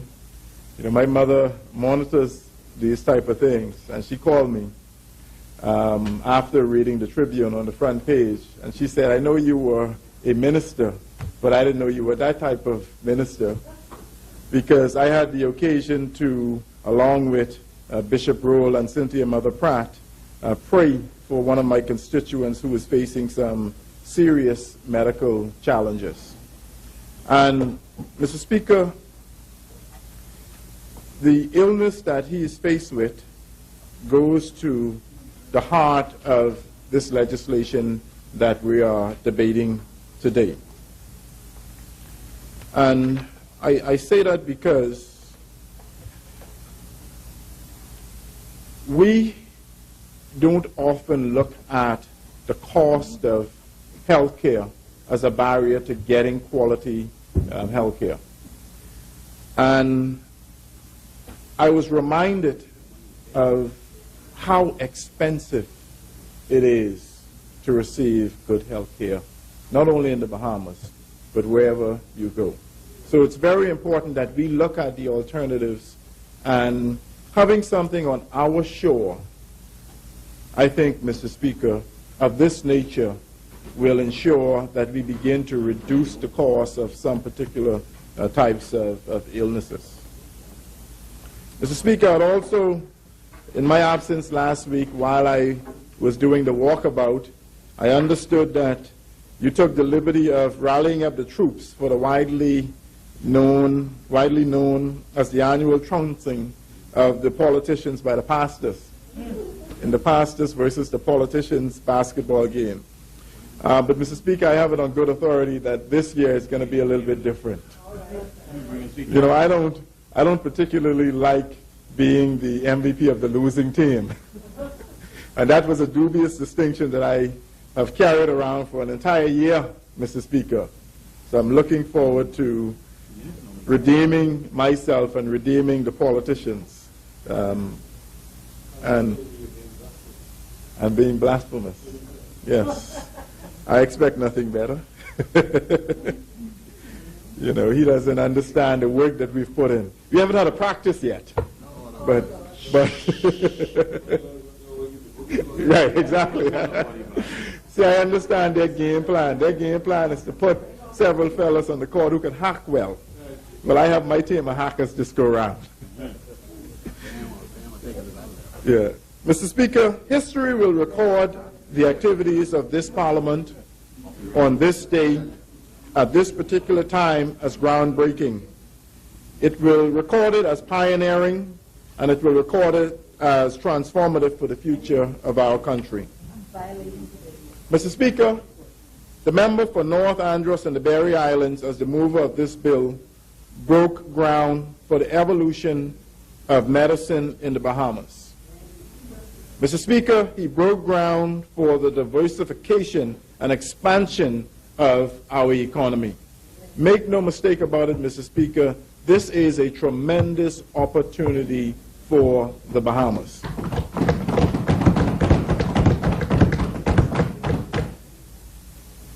Based on what I said earlier, Mr. Speaker, about my constituent who is suffering from an ailment, I believe, Mr. Speaker, that the member also broke ground for the enhancement of the quality of life for individuals suffering from ailments which can be easily treated with minimally invasive procedures. I believe that all manner of positive opportunities are associated with stem cell therapy. And, Mr. Speaker, one can argue the pros and cons of stem cell research and treatment to infinity. No matter where you stand on the argument, the question has to be asked, Mr. Speaker, what is the controversy all about? Stem cells can be contrasted with differentiated cells, Mr. Speaker, and that is they have not been defined as yet, and they can morph into whatever you want them or need them to be. They offer much hope for medical advancement because of their ability to grow into almost any kind of cell. And as an example, neural cells in the brain and spinal cord that have been damaged can be replaced by stem cells, Mr. Speaker. And in the treatment of cancer, cells destroyed by radiation or chemotherapy can be replaced with new healthy stem cells that adapt to the affected area.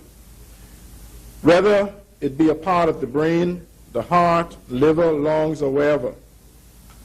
Dead cells of almost any kind, no matter the type of injury or disease, can be replaced with new healthy cells, thanks to the amazing flexibility of stem cells.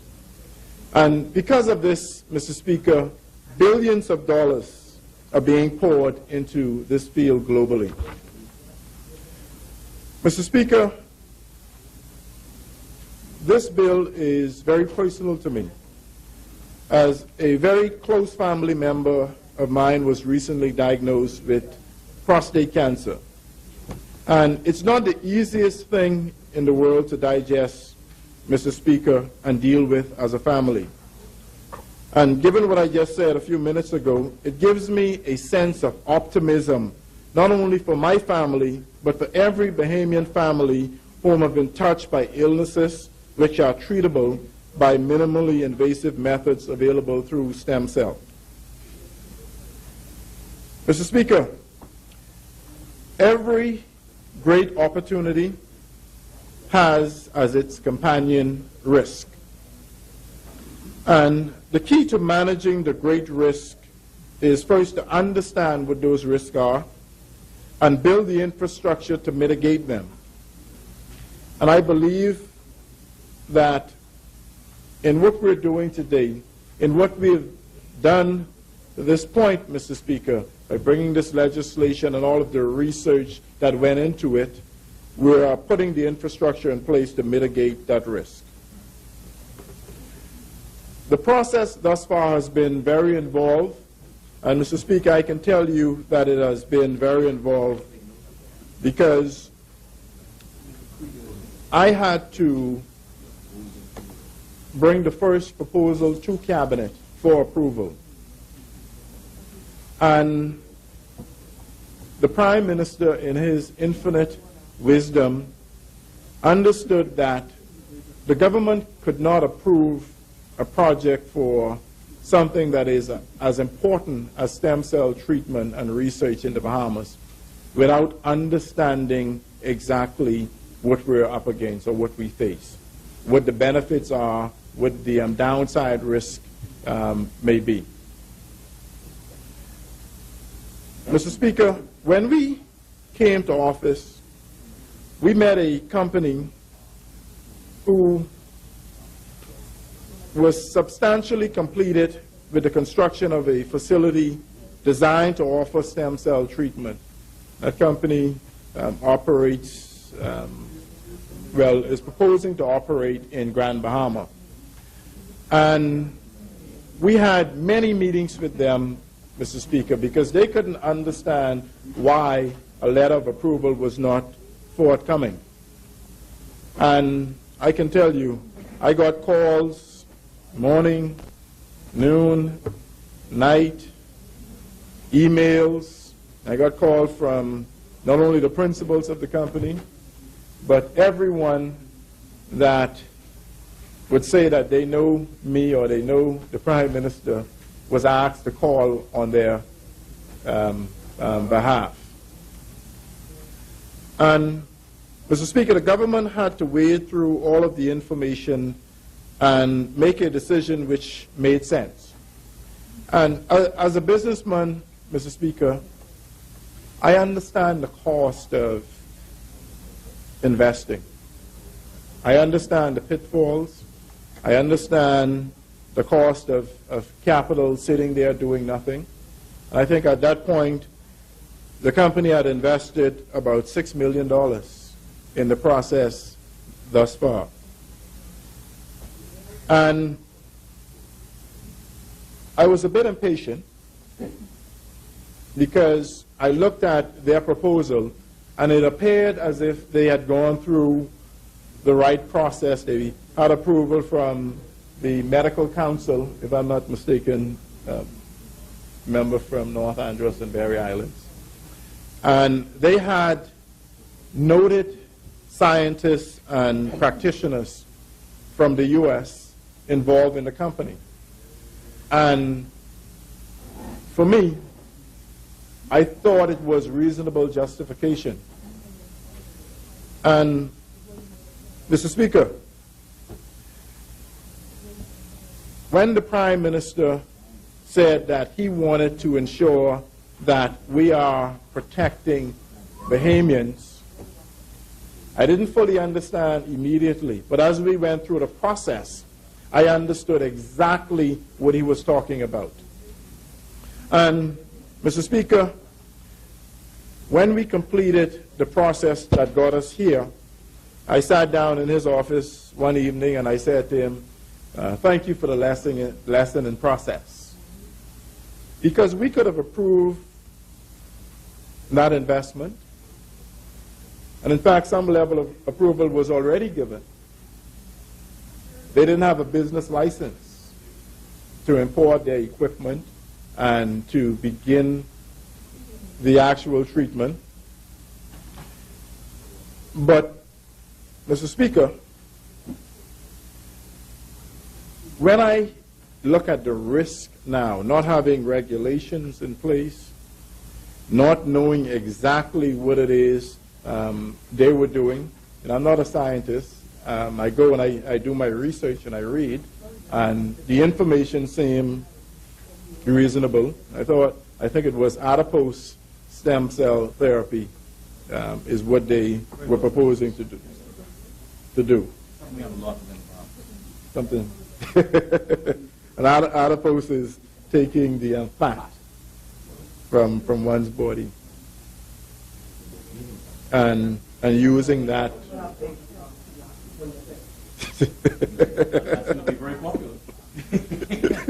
Tourism will benefit from that. Yeah. But Mr. Speaker, no infrastructure existed, no coordinated infrastructure existed. The skill level, the professional skill level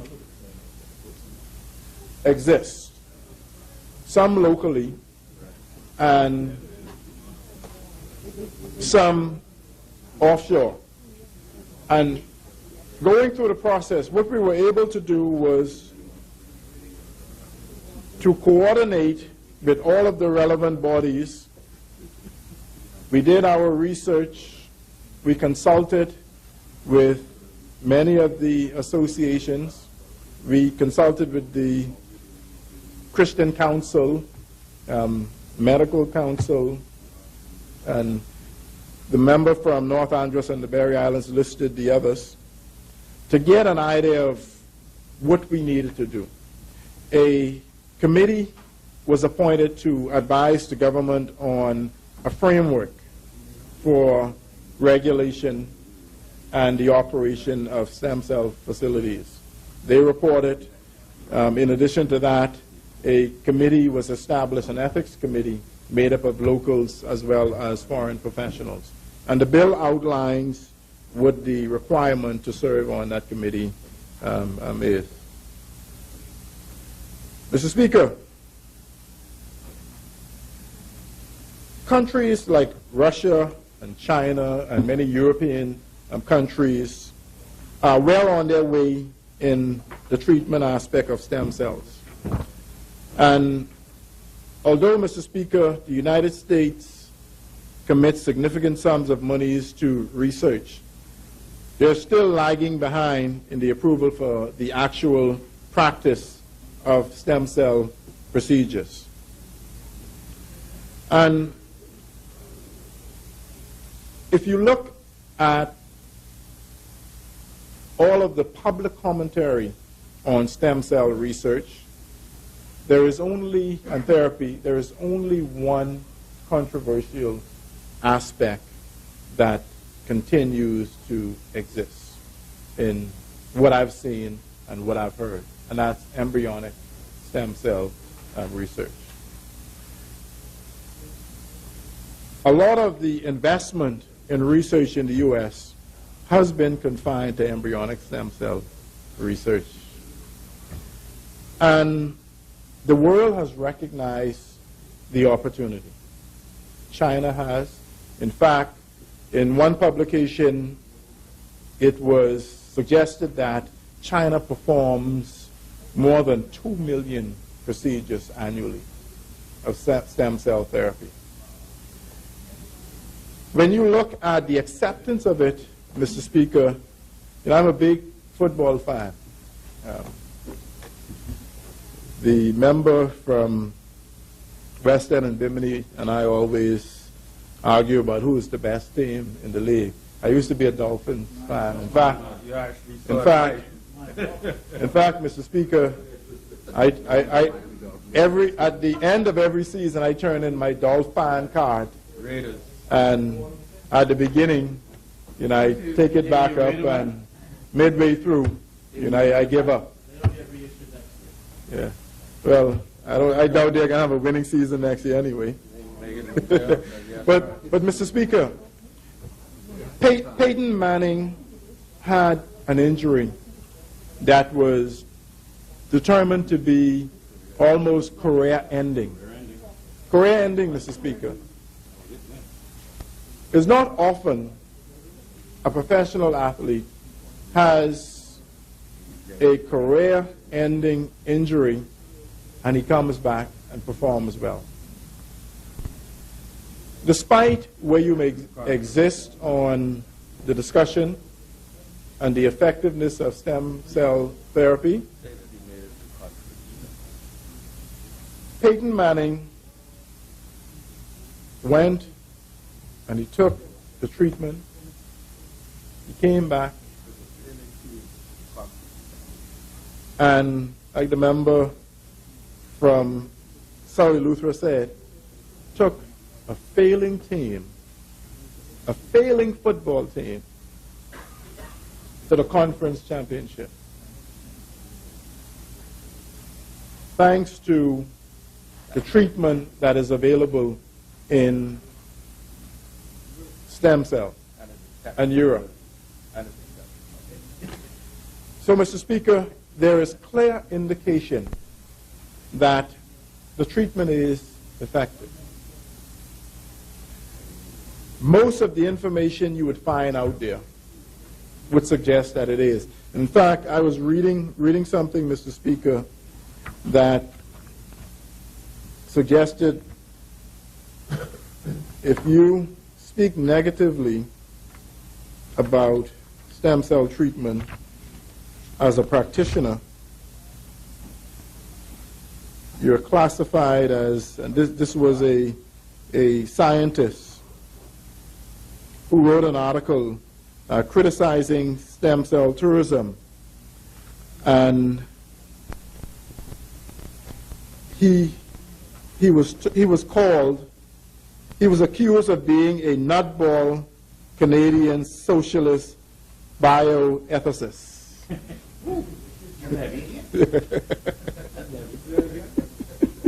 He was accused of being a nutball Canadian socialist bioethicist. And it goes to show the general support for the treatment. Mr. Speaker, I'll take a minute or two to go through some of the features of the bill.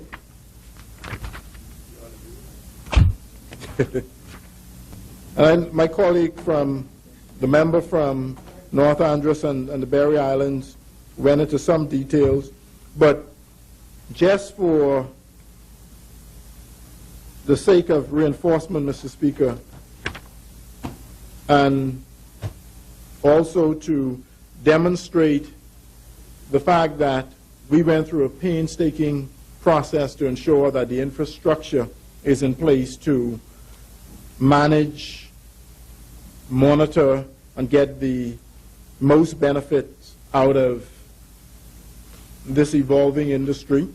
The purpose of this act, Mr. Speaker, is to create a legal framework for stem cell research and therapy in the Bahamas to ensure that stem cell research and therapy is conducted safely and ethically, having regard to emerging scientific developments, and to foster innovation in stem cell research and therapy with the goal of encouraging the advancement. Here is the economic benefits of this act. And when I look at the amount of proposals that are in the Office of the Prime Minister and the Bahamas Investment Authority, one can only call it the modern day gold rush if you look at it from that perspective. Everybody sees the opportunity. Everybody sees the opportunity. Everybody understands that the first mover in this industry in the Bahamas will create lots of opportunities, I think is the best way to put it. It will create opportunities not only for the investors, Mr. Speaker, but it will create opportunities for the service providers, the individuals that will be participating in this as practitioners. There are opportunities for knowledge transfer, knowledge development. The member from North Andros and the Berry Islands mentioned earlier that there is significant activities going on at the College of the Bahamas involving stem cell research on a global level. That will be highlighted. That will come to the fore after this bill is approved and we give birth to a new industry. Secondly, Mr. Speaker, the benefits to tourism. You know, God blessed us with many, many things. Anybody that says that the Bahamas is not a blessed country don't understand where we are and what we have. We are right off the coast of the United States of America. I mentioned some statistics earlier, Mr. Speaker, about the amount of procedures that take place in China, but in Europe, Mr. Speaker, in Russia. Many of those patients are Americans. Can you imagine not having to fly 10 hours and be cooped up in an environment that are not favorable to recovery and not being able to speak the language? Mr. Speaker, we have all of the components that will make the Bahamas the center of activity for stem cell treatment.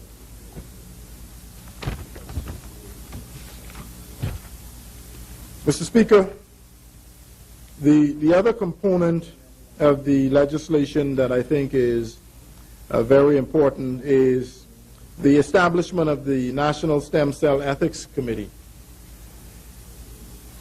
The names that were called as we were going through the development of this represents the creme de la creme, Mr. Speaker, in medicine this side of the world. I believe this hemisphere, if you want to say that. Mr. Speaker, I believe that the protective mechanisms that are being put in place by establishing, one, this committee, and two, the members that are being appointed to this committee will provide us with all of the assurances, or many of the assurances, that we will need to ensure that this industry gives us what we anticipate will be great results. Mr. Speaker, I won't go into the regulation. My colleague from the member from North Andros and the Berry Islands spoke in detail about the regulations. But Mr. Speaker, I believe that what we're doing now on this day in this Parliament will define the Bahamas in terms of the evolution of medicine, in terms of the economy, This is an opportunity for us to, if we manage it properly, Mr. Speaker, we continue to talk about the diversification of the economy. And the diversification of the economy doesn't necessarily mean going into something that is completely new to us. It means looking at something that we're currently doing. The Bahamas does medicine well, and this is a part of medicine that we are made for. Geographically, the quality of facilities that we have, the openness and transparency of our entire system, the Bahamas is positioned, Mr. Speaker, to take advantage of all of the opportunities available under this new regime. Mr. Speaker, Pinewood supports this bill.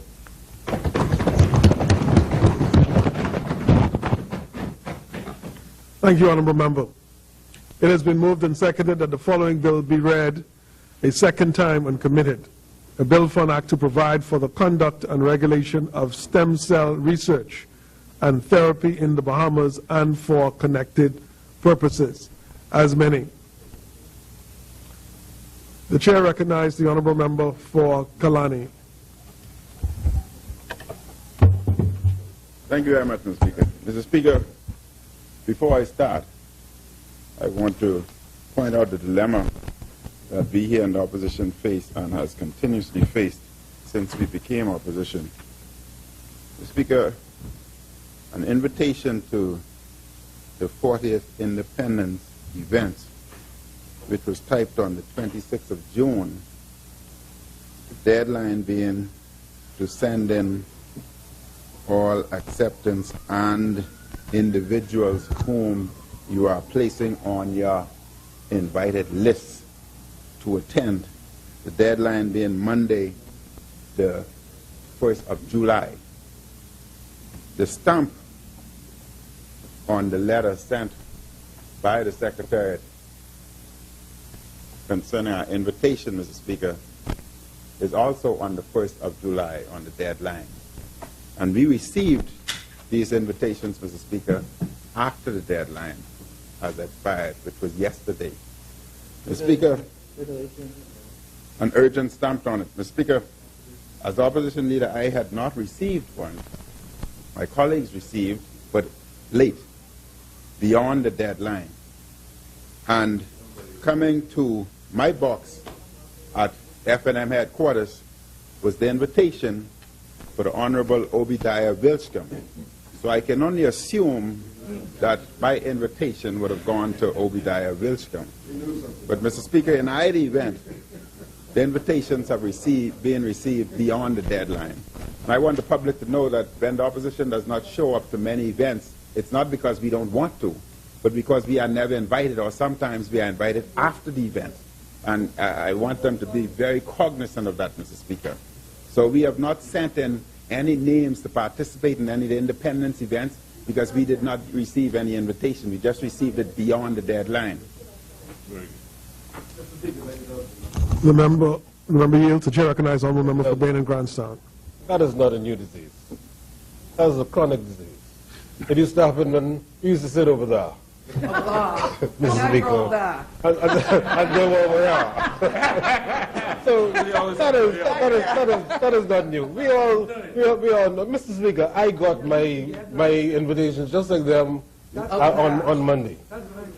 But I know from having been in opposition so long, I know that you just send me your list anyway, and you'll get the invitation, Mrs. Speaker.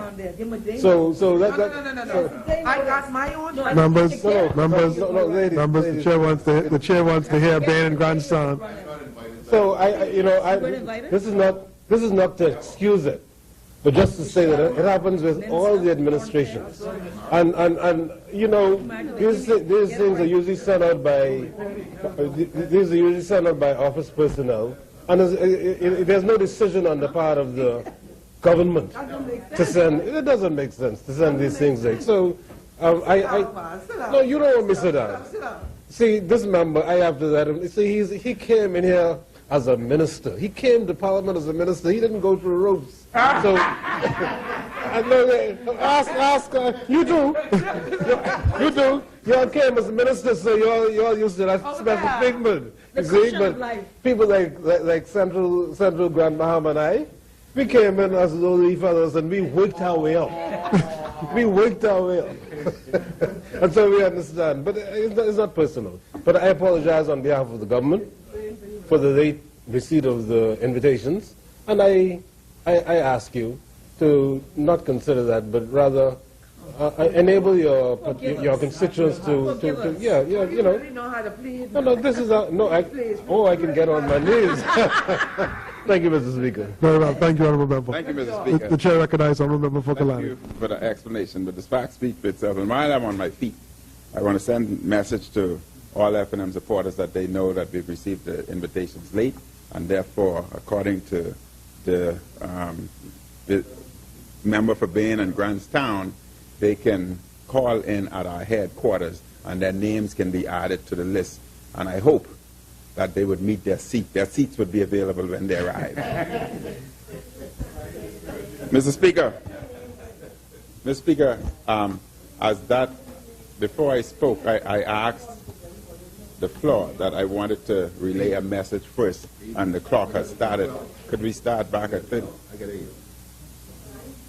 Could we restart the clock? I have not started yet.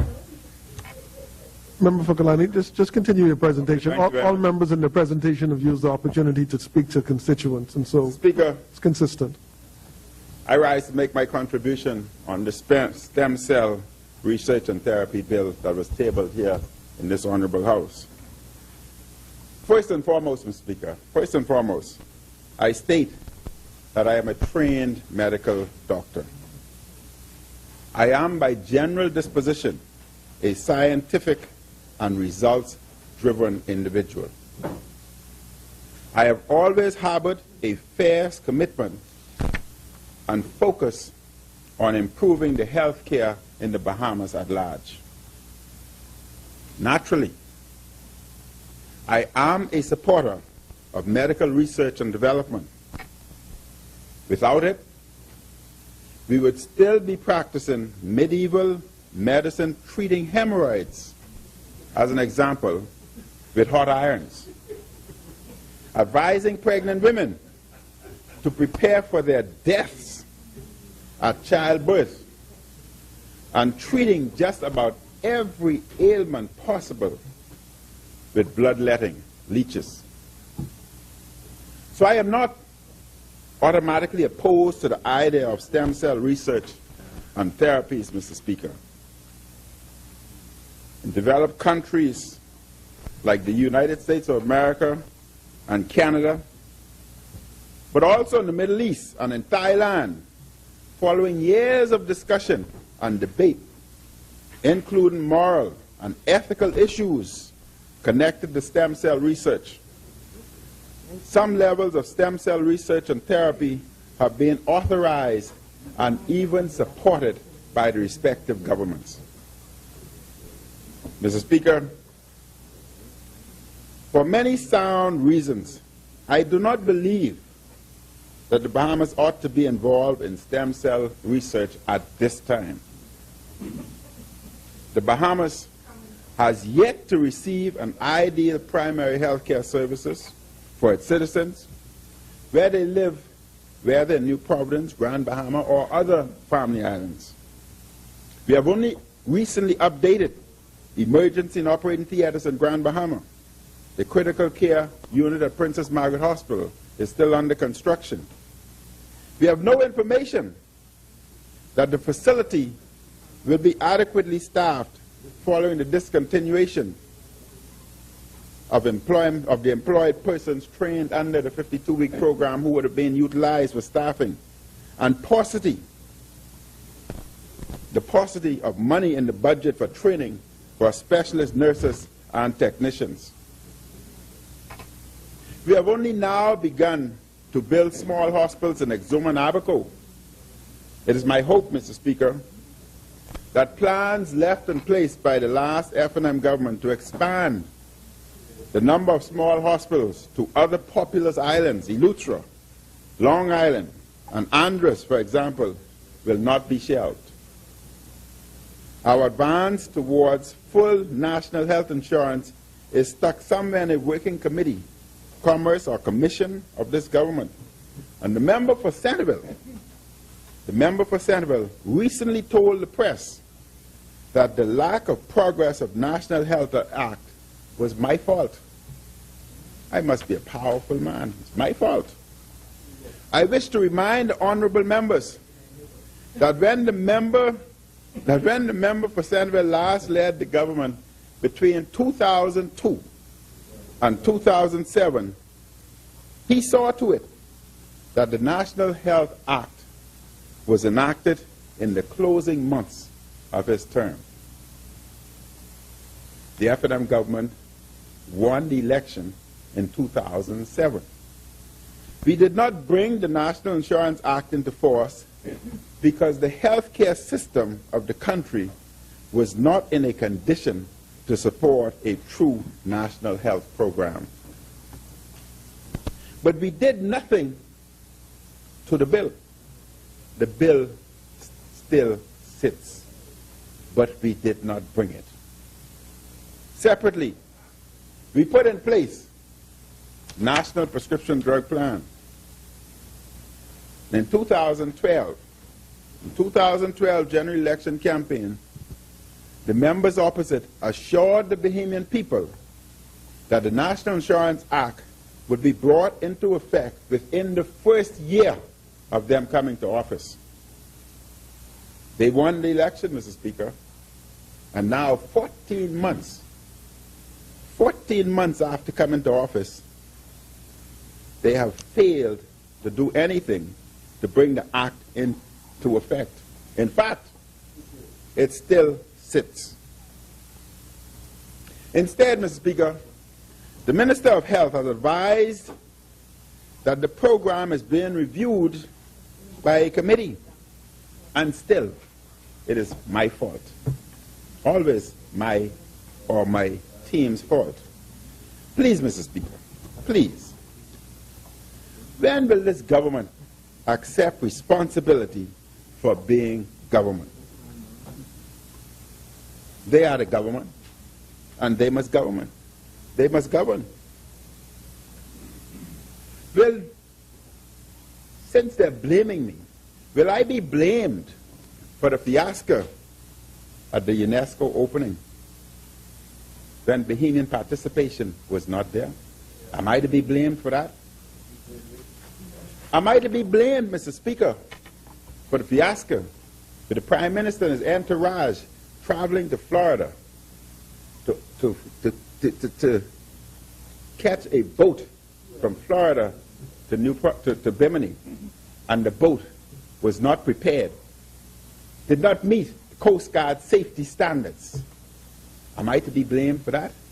Am I to be blamed for the ambassadorship that they're trying to establish for Elliston Reming that has not yet been approved? Am I to be blamed for that, Mr. Speaker? Mr. Speaker, the Prime Minister and the government has set us in an embarrassing situation. We were embarrassed to the world with the Bimini fiasco, the shipping fiasco. One must ask the question, after they did not travel via the boat, how did they return? How did they arrive to Bimini?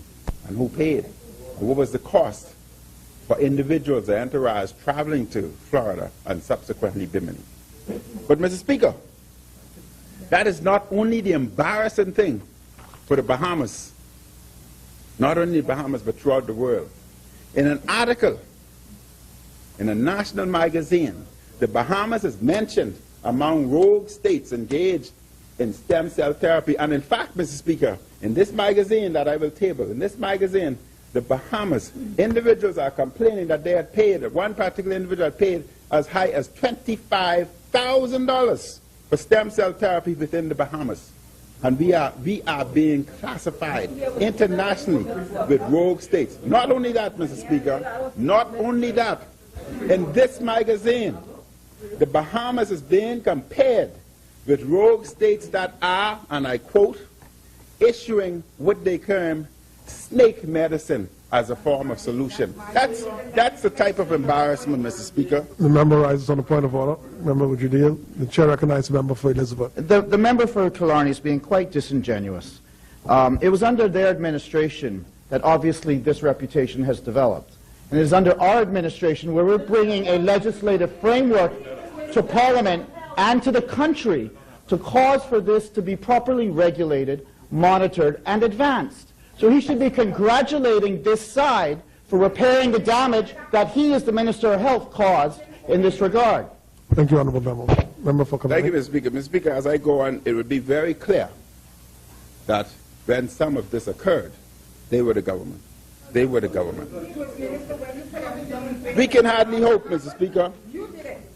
Mr. Speaker, we can hardly hope that the prescription drug program will be expanded by this government to bring increased relief to the neediest in our society, the elderly, the infirmed, and children, those who are forced sometimes,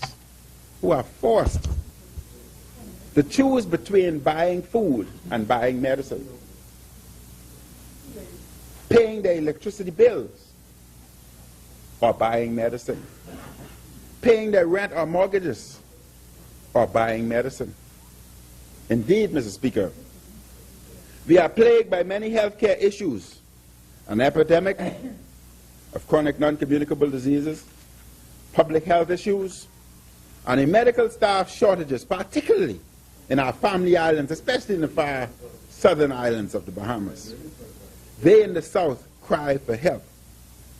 And we are being severely challenged by other social, financial, and economic issues that all require the timely, focused attention of the government. Our people are crying for help. Social issues, economic issues. How so challenged a small government can expect to develop the necessary legislation and regulatory oversight for some of the most advanced medical scientific research taking place today. That boggles the mind, Mr. Speaker. It boggles my mind. Stem cell research and therapy, if it is to be safe, ethical, and respected by the international medical profession, must meet international standards and protocols, be open to independent scrutiny, and found most of all, to be safe. And in fact, Mr. Speaker, in this article, it speaks about the rogue states of which the Bahamas is listed. It speaks about us selling. Listen, man. Members, member for Kalani, just take your seat first. A moment. The member for Kalani indicated that he will table the citing of the document. But however, member for Kalani, the chair is also curious as to the source of the article, since you have quoted from it, and so I would certainly ask that you indicate as soon as possible in your presentation your source. Member for Kalani, you recognize. Thank you very much, Mr. Speaker. And most of all, it must be safe. This requires that the country hosting the research must have enforceable laws and be capable of providing the necessary monitoring by recognized specialists in the subspecialty field. Enforceable laws, most important. Enforceable laws and monitoring. Mr. Speaker, I do not understand why the rush by the government to bring this bill to Parliament to regulate a medical research field in which we have no expertise. But I understand, Mr. Speaker, that there are interested parties who are encouraging the government in this venture. It is urgent that I ask a very fundamental question. Why are medical science seeking to conduct such sophisticated research in a country without the capacity for such research? Have they been refused license in their home or in other countries? And we know many of that exist. Where will the research take place? Will this highly skilled subspecialty employ Bahamians? And how many work permits will be issued to employ the said specialists? How many will be employed? And how many Bahamians will benefit from the research today in the next 5, 15, 20 years? Will this research provide a cure to any of our healthcare needs, our social ills, and our economic problems that we face today? Does the government expect that this research will produce a new tax stamp for the Bahamas? And if so, how? I hardly believe, Mr. Speaker, that we can expect short or medium-term financial gains. So why the rush to Parliament? It seems to me, Mr. Speaker, that this government has a greater obligation to fulfill its numerous promises to the Bahamian people than a dream of a scheme to become engaged in the monitoring and regulation of advanced scientific and medical research for which we have neither expertise nor experience. Already, in the United Kingdom, leading stem cell experts have issued international warnings concerning unproven therapy, patient optimism, and predatory conditions. They further warn that in spite of the evidence of lack of success of stem cell therapies, many patients, and as last resort, search for a cure and life, continue to present themselves at poorly unregulated institutions that present themselves as being front runners in the new frontier of stem cell tourism.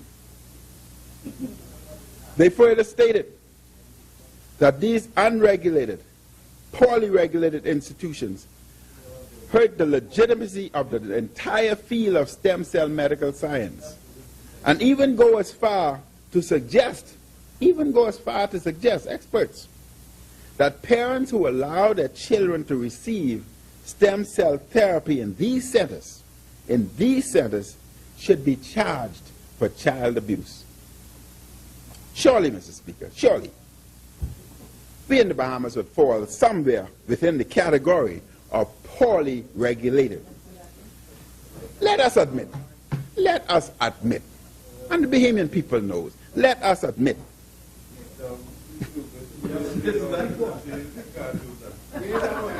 we cannot even enforce our street belt laws. We do not energetically enforce our traffic laws or vigorously pursue violators. Indeed, Mr. Speaker, indeed, many of our laws are observed in the breach. This can hardly be what a concerned government would seek for its country's medical reputation. During the early years, Mr. Speaker, honorable members. Mr. Speaker, when we talk about reputation, during the early years, the Bahamas was known as bootleggers. During the 80s, we were known as drug pushers. And in fact, we were classified as a nation for sale. Today, we're selling false hope. The PLP sold us a dream, Mr. Speaker. They sold the Bahamian people a dream. Now they're trying to sell the world false hope. Mr. Speaker, in 2008, Member for Kalani, pause, we'll hold the clock. Member for Fort Charlotte. Thank you, Mr. Speaker. I just would like for the record to reflect, as a point of order, would like for the record to reflect the honorable member has referenced it as the PLP trying to discredit the reputation of the Bahamas, but I'd like for the Bahamian public to be well aware of the fact that the deputy chairman of the Free National Movement actually is a key component of the grouping that has drafted the proposed legislation, bringing it to the House, the Dr. Dwayne Sands. And if it is that there is a disconnect between the leader of the opposition and his deputy chairman, or the leader of the Free National Movement and its deputy chairman, I think that it is incumbent upon the leader to state that. But it is really improper to mislead the country, to have them believe that this was somehow a piece of legislation drafted unilaterally by the Progressive Liberal Party, when in fact an integral member of the committee was the deputy chairman of the Free National Movement, and the country deserves to know the truth. Members, thank you, honourable member. Thank you very much, Mr. Members, the chair recognizes the member for Kalani. Thank you very much, Mr. Speaker. I will not utilize my time responding to that. In 2008, Mr. Speaker, the Multiple Sclerosis Society warned sufferers of the condition not to be taken by Integrated Biosciences, a company registered in Turks and Caicos Island, because there was no scientific backing for their claims and research. Is this what we want for the Bahamas, a nation selling false hope? Warnings such as this can have backlash on our established healthcare system with serious consequences to our tourist industry. It is a fact that tourists, particularly those we seek to attract high-end, long-stay tourists, search for destinations with proper infrastructure, including safe healthcare facilities. We do not want to become safe harbor for rogue or the run Dr. Jekylls. We may be perilously close, Mr. Speaker. The media reports that the past chairman of the Bahamas Stem Cell Task Force is currently awaiting extradition to Canada from Central America. Mr. Speaker, I have had discussions with members of our medical fraternity. Many remain today unaware of the present stem cell legislation and regulation being debated. And in fact, at the meeting in the Medical Association, less than 10 individuals were present. Discussions among the more senior physicians in our country revealed the following concerns. 1, need for and lack of capacity to provide proper monitoring. 2, concern with the traditional weak enforcement of laws. 3, quantifying the stem cell knowledge and experience of committee members. 4, whether this legislation is being pushed to benefit special interest groups. The membership criteria for this group is inadequate. As outlined in this bill, give the high degree of technological competence required. In the U.S., Mr. Speaker, this responsibility lies with the FDA that has numerous resources, indefinitely more resources than trained personnel. Example, microbiologists, molecular biologists, geneticists, physicists, statisticians who review results, analyze clinical outcome. More than we could ever hope to have or even attract to our shores.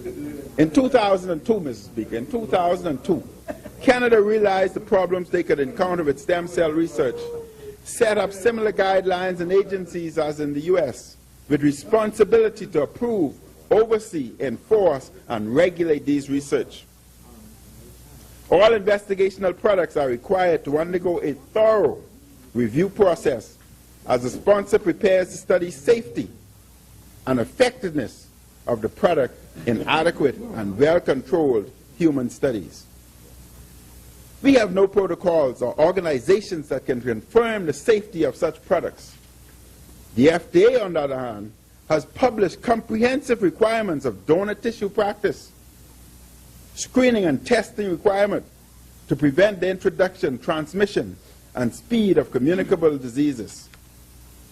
Mr. Speaker, how can such a committee, as outlined in this bill, be compared to that of the FDA or the relevant agencies in Canada? How could the committee to be created by this bill hope to satisfactorily fulfill the mammoth task associated with international standards of regulations, monitoring, and enforcement of stem cell research therapy? Mr. Speaker, unfortunately, in the Bahamas, we have no regulatory bodies that regulates our pharmaceutical products. And so we depend on FDA approval, European or UK approval. Now, as I listen today, for stem cell, we want to bypass these international organizations and create a local approval committee, a committee reporting to a politician, the minister. Which minister in this honorable house is a microbiologist, a geneticist, molecular biologist, or physicist? Which minister has a subspecialty in stem cell and is qualified and experienced to appropriately manage this committee? In Grand Bahama, Mr. Speaker, in Grand Bahama, there's a research center that engages in the treatment of patients using blood products and stem cells, which were not approved in the Bahamas. In 2004, Dr. Marcus Bethel, former Minister of Health, closed the center as a result of his concerns of safety and our ability to monitor appropriately. The center was subsequently reopened, but it is still not monitored properly in my estimation. In fact, Mr. Speaker, the licensing authority, member for Kalani, there's a member on the floor. Members, the chair recognizes the member for Bain and Grandstand. What the good leader of the opposition tell us? On whose watch was it open, and who was the Minister of Health when it was open? Yes, that's what we need to know. Thank you, honourable member. Mr. Speaker, as I go through you see the challenges. Yes, the center. Yes, the man who opened it. In fact, were you the honourable members who opened it? Were you the in fact, Mr. Speaker, yes. In fact, the licensing authority of which this bill speaks, Hospital and Healthcare Facilities Act, whose responsibility would be to license stem cell centers, was denied entrance to specific rooms within this Grand Bahama facility on multiple occasions. Further, the authority was denied answers on specific questions such as, what products are you using?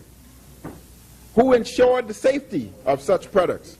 Mr. Speaker, as reported in the Nassau Guardian, November the 20th, 2012, the former Minister of Health under the PLP administration, Dr. Bethel, publicly warned of the potential for abuse of this new field of medical science if not properly regulated and enforced. Remember, we cannot and we do not enforce traffic violation.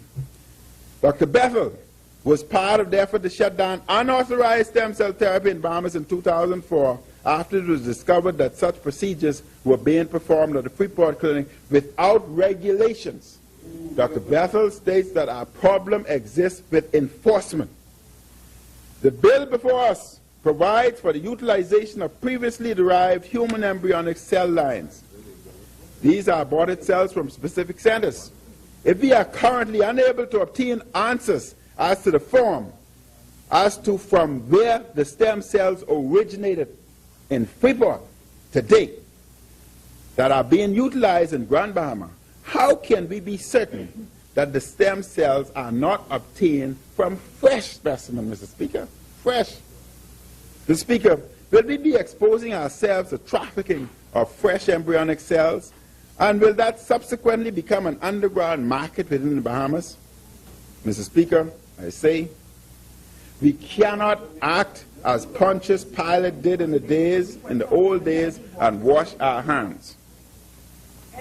In some countries that have all the regulatory bodies in place, there are two separate regulations, one for previously derived stem cells and another for mature adult cells. Today, in the Bahamas, we are discussing one bill for both. We were elected to protect and promote the welfare and interests of the Bahamian people. This bill does neither of those things. In conclusion, I ask the government, if they truly believed in this Bahamas, do not embark on this ill-advised adventure into stem cell research where we know we do not have the enforcement.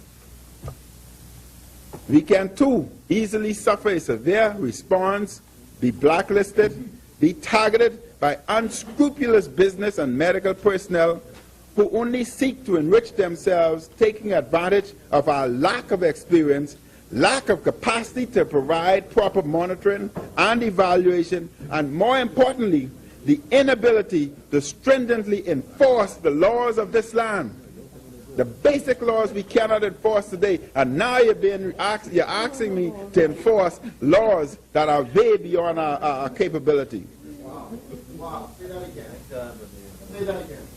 Mr. Speaker, stem cell science holds tremendous potential to benefit thousands, if not millions, around the world.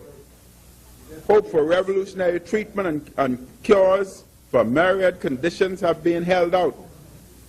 Already, considerable success is being achieved with bone marrow transplant, for example. Does this mean the Bahamas ought to become involved in this advanced scientific work? Yes. I do not believe that we are yet in a position to adequately police this research and to ensure the maintenance of international standards. Hence, I do not believe that the Bahamas should become involved in stem cell research at this time without the proper monitoring, without the proper evaluation, and without the ability to enforce the laws as already have been demonstrated. I further state, Mr. Speaker, that even if I could be persuaded to support stem cell research in our country, I could not support at this time without the proper regulations and enforcement. It seems to me that this adventure into stem cell research and therapy is in truth and in fact an attempt by the government to fulfill a promise and appease a resident of the Far West and a select group who expect to benefit from the business to be created by this legislation. This is nothing to do with hurting Bahamians. I quote, Mr. Speaker, from an article by Jeffrey Todd, published in Nassau Guardian, December 4, 2012. Honorable members. Stem cells' biggest moments for PM. Stem cell therapy is the only way to spark medical tourism, according to fashion mogul Peter Nygaard. And the Bahamas must act decisively if it wants to win the race to prominence in this field. The Canadian citizen, who is a known supporter and investor in the therapy, is applauding the government for the recent creation of a task force in regulations.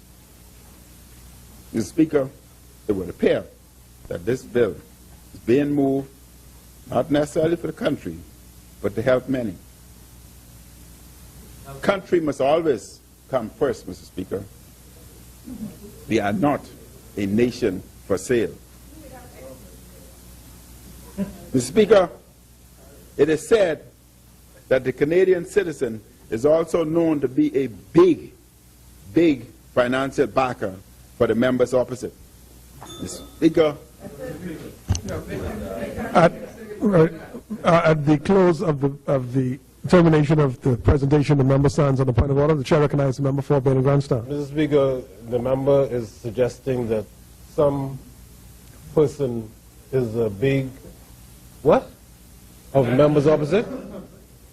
He has to prove that or withdraw that, Mr. Speaker. Very well. You said it was said by you. No, member for, thank you, honorable member. Member You for said Kalani. it. Member for Kalani, you've made a statement that there is a person who's a big financier of the side opposite. Do you have any indication of proof to that. If you don't, order that you... No, Mr. Speaker, I said it is said. All right? No. That's not what you said, but are you saying you would like to restate? Mr. Speaker. Because the chair will expunge that from the record. But what I'm talking about my opinion. It is said. It is said. It is... Mr. Speaker, I am not withdrawing anything. The member from Kalani is restating, and his statement is that it is said. That's what I need.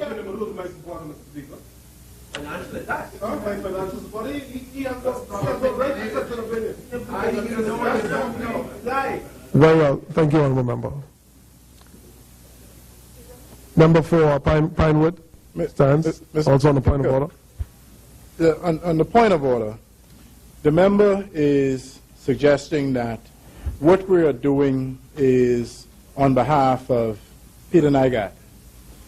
Mr. Speaker, when this new administration took office, there was a proposal before us, one that had already been given approval. Approval in principle. They had already invested up to $5 million in a facility. The only thing they were waiting for was a business license. And he was Minister of Health. And he was Minister of Health, Mr. Speaker. He was Minister of Health when this took place. Mr. Speaker, the Prime Minister, in his infinite wisdom, told the Cabinet that we don't know the waters we're charting. We have to ensure that whatever we do stands up to reasonable test.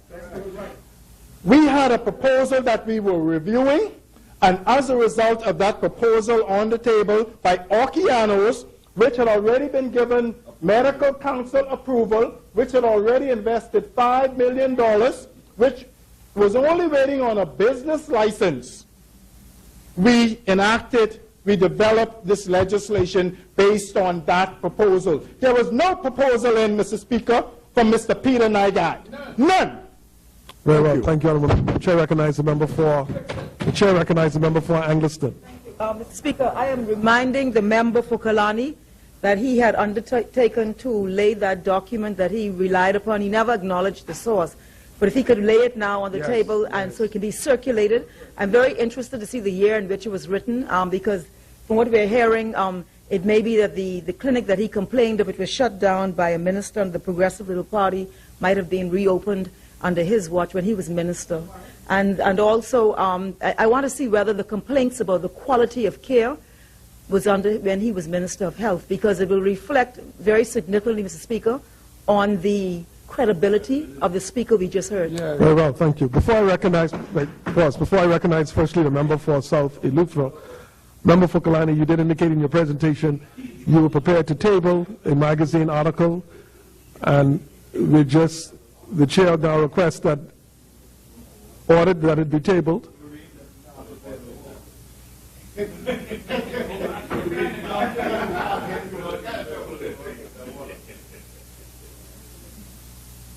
Member for Kalani, stand to your feet. Stand to...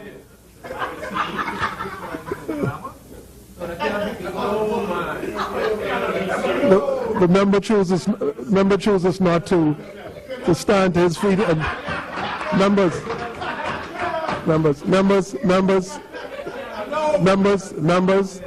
the member has arisen. Chair recognizes the member for Kalani.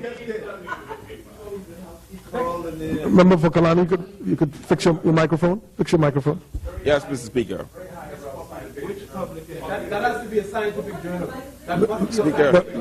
Speaker, I now tabled it. The member tables the document. Order that the document be brought up. That's got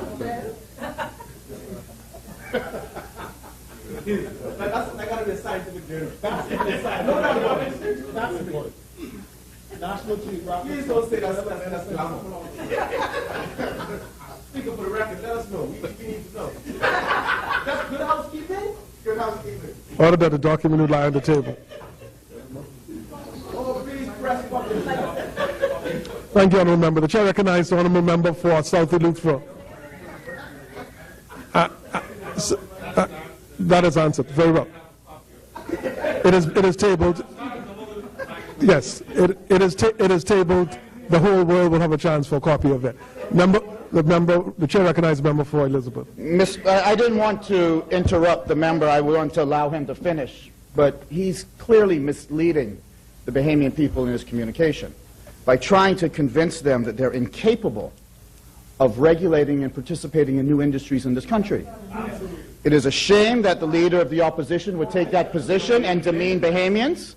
And I would just like to reinforce the confidence that this side has in the Bahamian people in striving and advancing themselves in new industry in this country.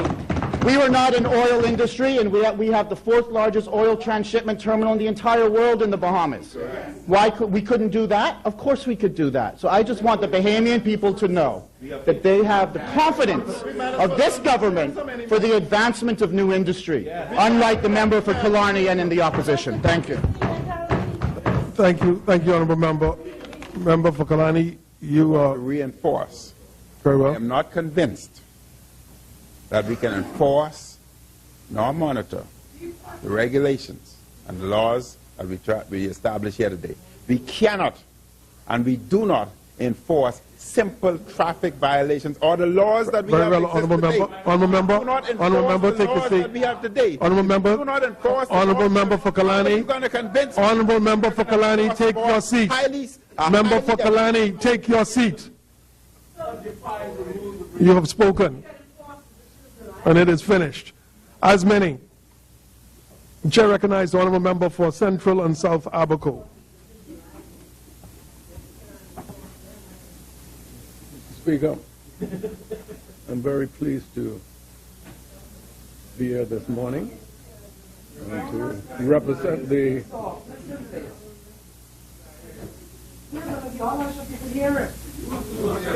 this on? Mr. Speaker, I'm always thankful to the wonderful people of Central South Abaco for their support and for my being here in this honorable chamber.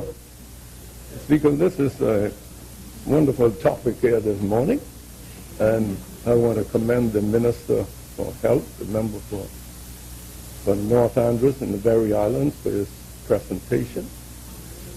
It's a new thing to the Bahamas, but you might wonder why this plant is before me this morning. However, Mr. Speaker, I brought this plant in for someone from my garden. This is an avocado tree that I planted. I planted a seed from another avocado a year ago in a pot with soil, which sprung up, and I grafted a bud from a bearing tree into that seedling. This plant you see here is not the seedling. It is from the bearing tree that I grafted the bud into. This is automatically a bearing tree of a different variety, a different species, a different taste, a different size. So I thought this would be ideal after you're discussing stem cell therapy to present this here this morning so the people of the Bahamas could see what can be produced from a form of stem cell.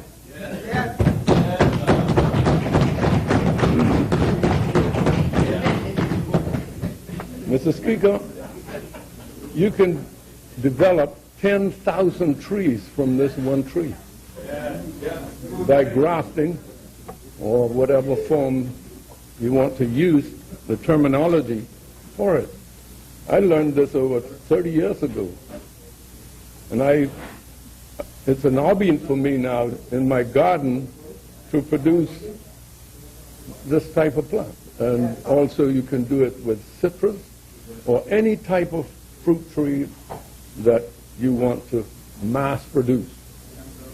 And this could be the means of self-sufficiency in food for the Bahamas by producing tens of thousands of trees of different varieties and producing all the food we need for the Bahamas and to export food.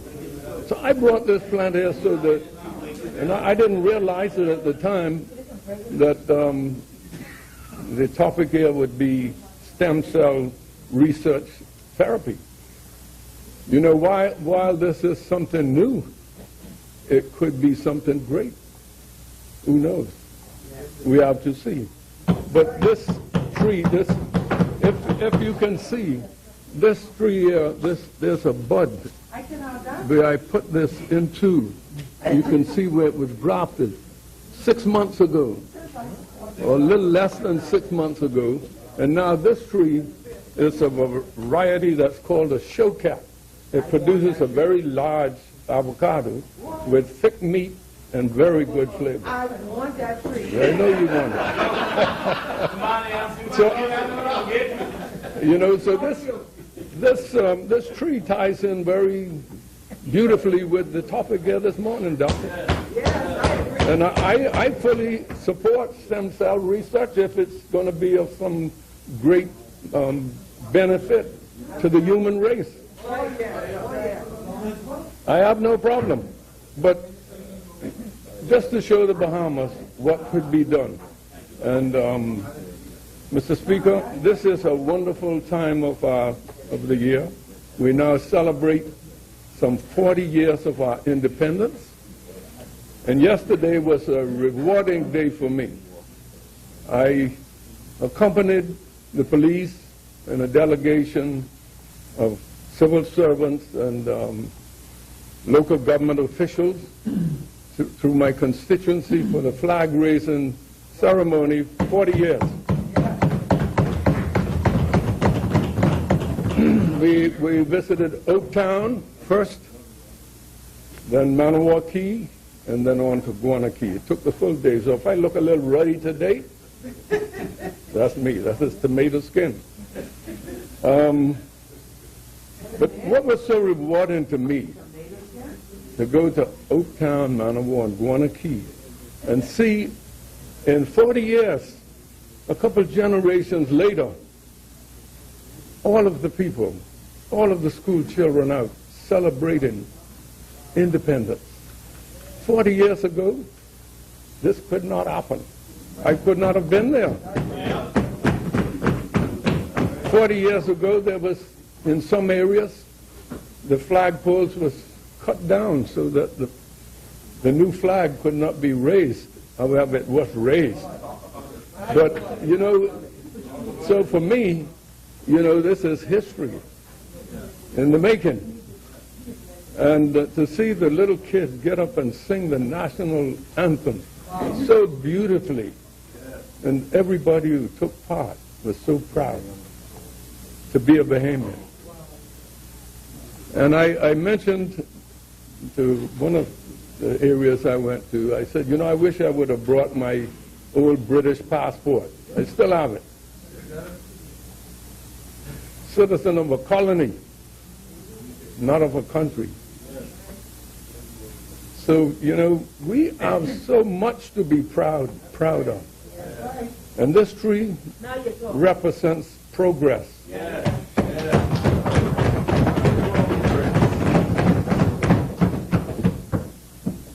This tree represents the future of our Bahamas, whether we believe it or not. And in mass production, and I hope that the extension, the university agricultural extension in North Andros, this is the type of thing that can be taught to our young people to really get them into the production of food production for this country. Because personally for me, I have no doubt that we can feed ourselves and we can export food. So today I am so proud to be a Bahamian and to have been a part of the delegation that sat in the House of Commons in 1972 and came back with one Bahamas, one people, one God,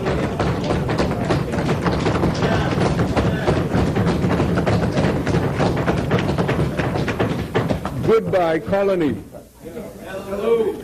We are grown up now. We are 40 years. We're very young. You know, 40 years as a nation is a baby. But look at the achievements. Look at the achievements that we've made here in this country.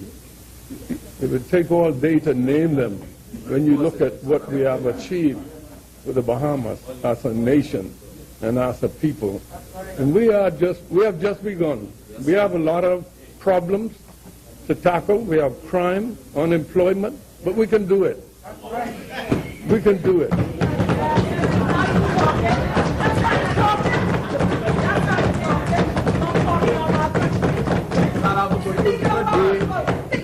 We did it before, we can do it again.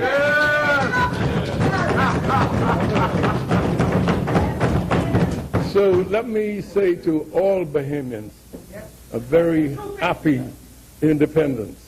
Thank you very much, Mr. Speaker. God bless.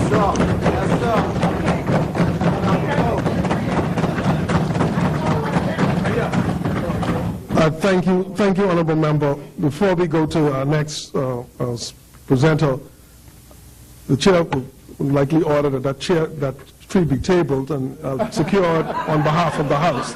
So I just thought I'd let you all know. Thank you very much.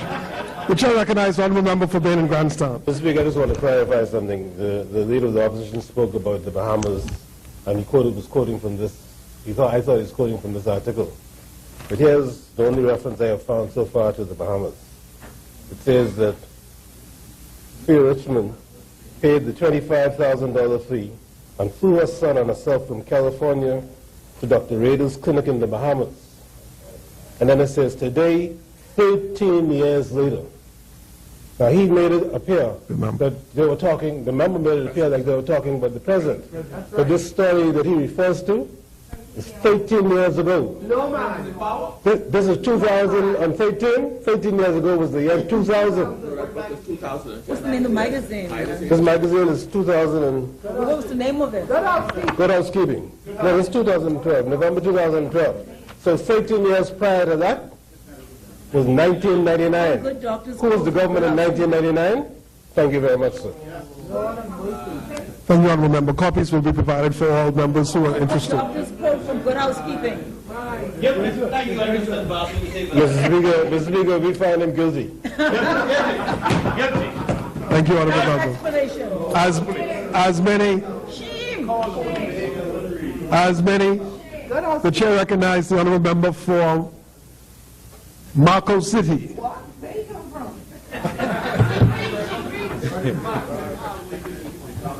Ain't never been nowhere.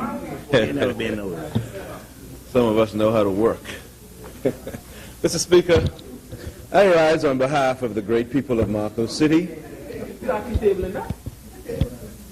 to speak the support of Marco City constituency for the bill. Mr. Speaker, before I start speaking, let me first mention a sad note on the passing of Miss Sarah Forbes in Freeport this morning. She is going to be terribly missed, Mr. Speaker, a stalwart of the party. She comes from an extremely involved family with members on both sides of the House. Tremendous contributions that that family has made to the civic and political life of this country. And Mrs. Forbes nurtured me, along with a few other people, when I started in public life as president of the Grand Bahama Council of the PLP in 2001. And so I truly lament her passing. She was very generous in her advice and very strongly in support of this party. Mr. Speaker, before I move on to my other comments regarding this bill, I'm reminded of Rule 30, Sub 1 of the rules of this Honorable House. And for two purposes, Mr. Speaker. One is that, of course, members are given the right and the privilege of reading extracts from publications, but those are expressly named as being publications of substance, books, journals, papers, and documents, not good housekeeping. You know, and I am shocked that the leader of the opposition, the member for Kalani, has tried to put forward an article from Good Housekeeping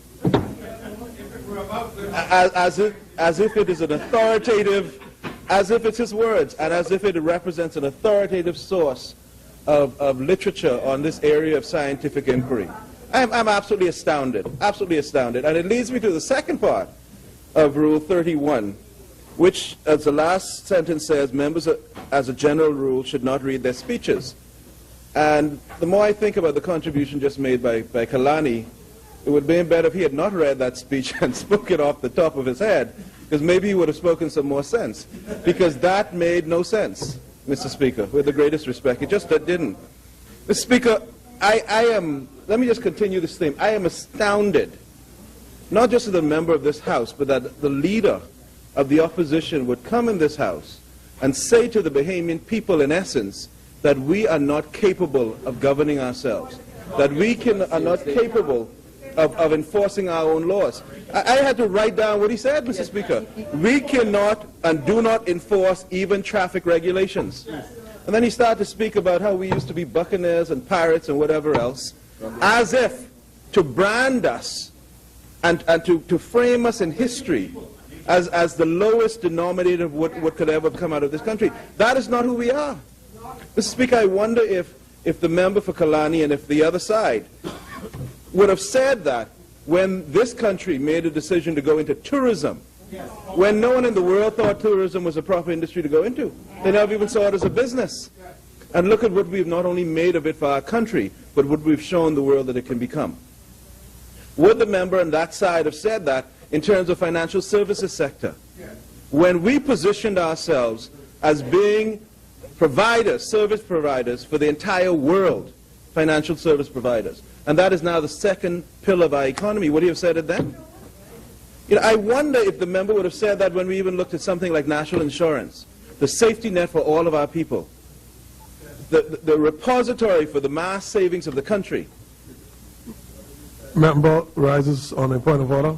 Kindly yield. The chair recognizes the member for East Grand Bahamas. I believe the member is trying to ascribe a intention to the member for Kalani that I don't believe he intended to give.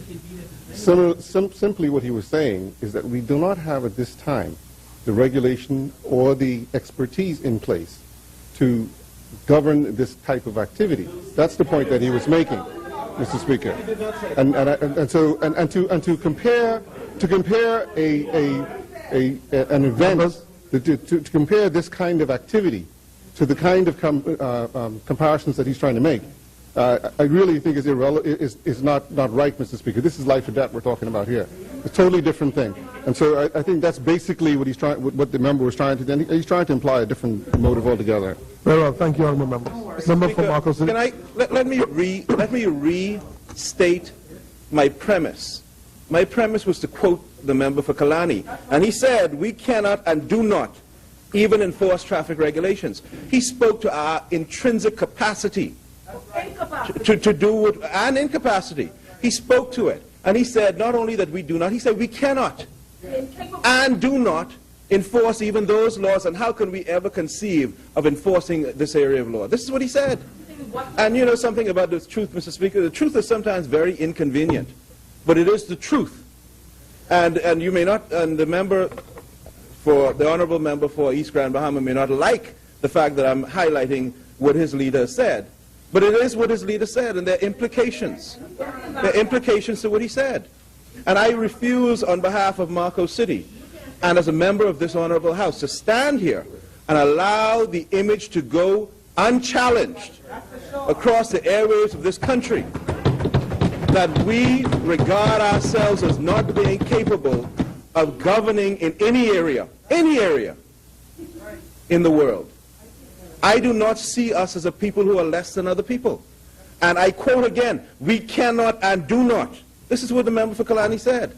Not that we do not and need to put in place regulations. We cannot and do not enforce even traffic regulations. And then he made a big projection of that one thought. And that is the thought. And so if you want to interfere with the kind of rhythm that I had going there, I will continue it. Because at the end of the day, it's not just tourism, it's not just financial services sector, it's not just national insurance. You know what this reminds me of, Mr. Speaker? We had an opportunity as a country to corner the market on captive insurance, to corner it in the 60s and 70s. And we had very timid persons who said that is beyond us. And that market went to Bermuda, that market went to the Cayman Islands, and that is one of the biggest insurance markets in the world today. If you check our statute books, we have a Captive Insurance Act. We started it. And then we backed off it, and we gave it away. And we should not give this away.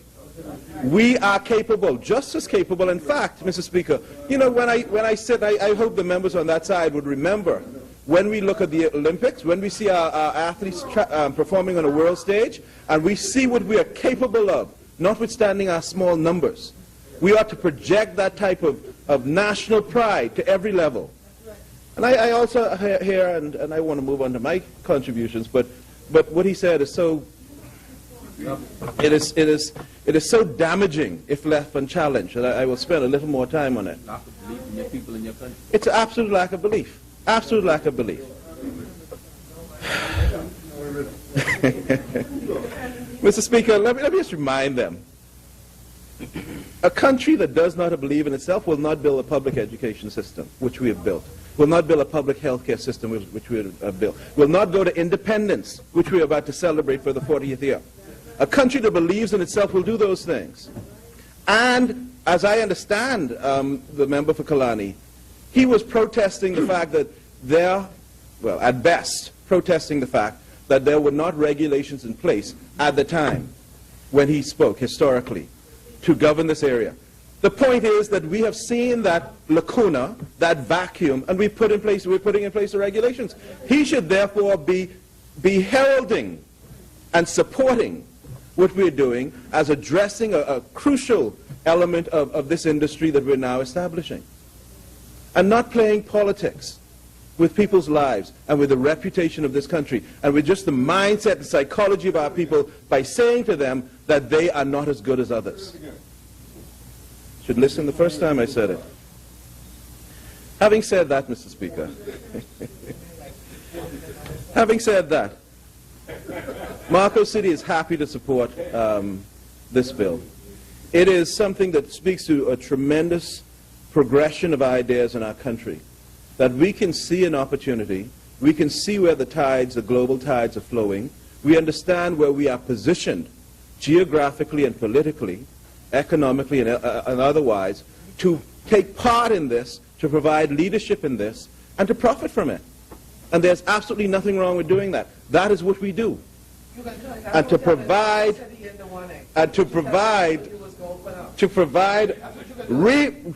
frameworks to provide the framework to do it is what governance is about.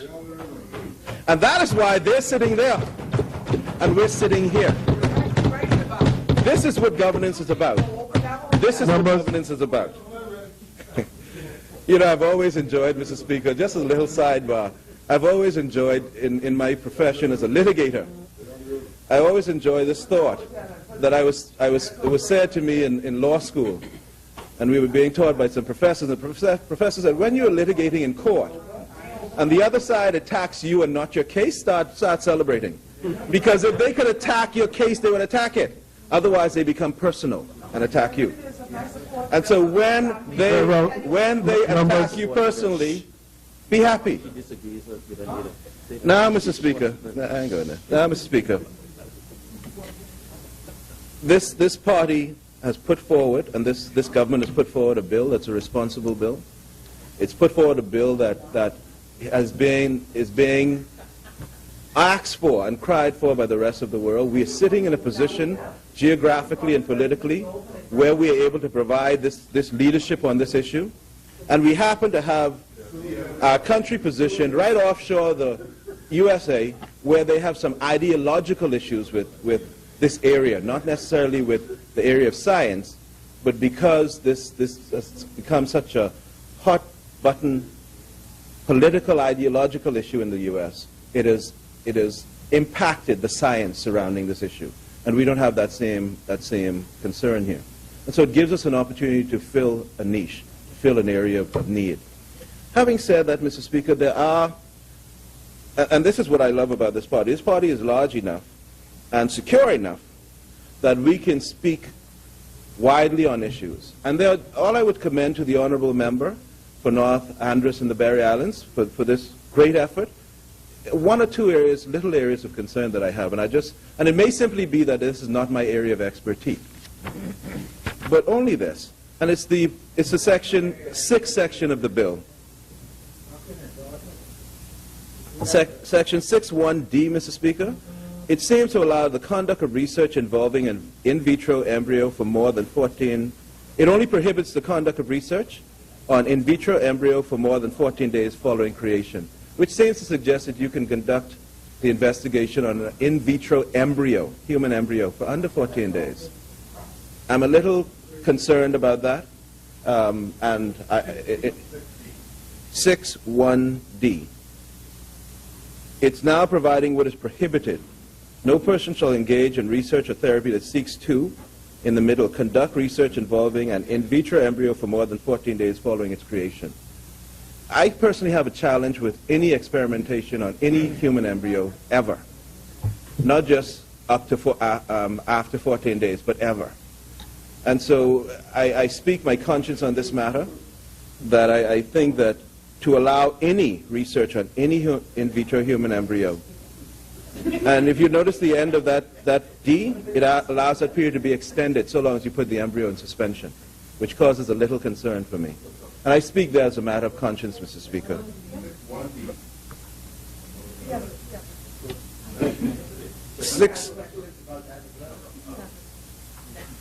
And 6(1)(g) seems to allow the implant of a human embryo in a human, other than a human primate uterus.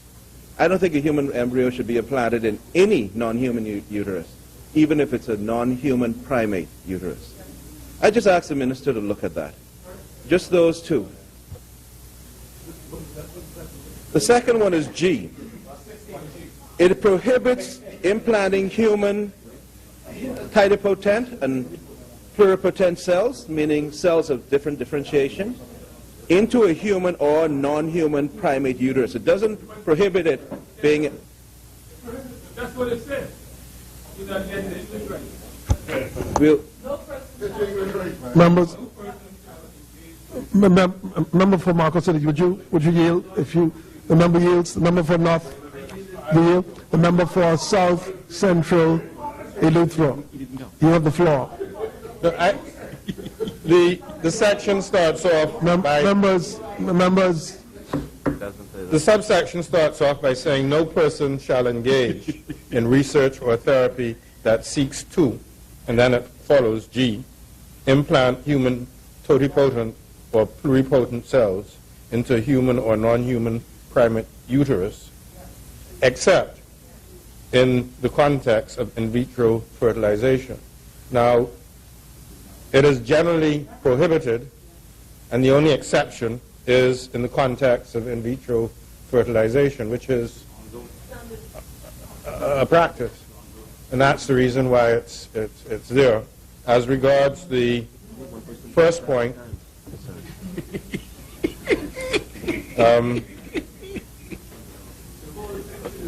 the whole of the section is prohibited. Though I understand your point that prior to 14 days, there seems to be a gap that we may need to look at. But that is something that we would have to get instructions from the technocrats in that field. Thank you, Honourable Member. Member for Marcos City, you may continue. Before I go on, the real issue is just the word primate.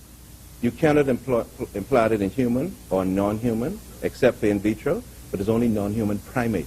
It doesn't exclude non-human, non-primate. You see the point?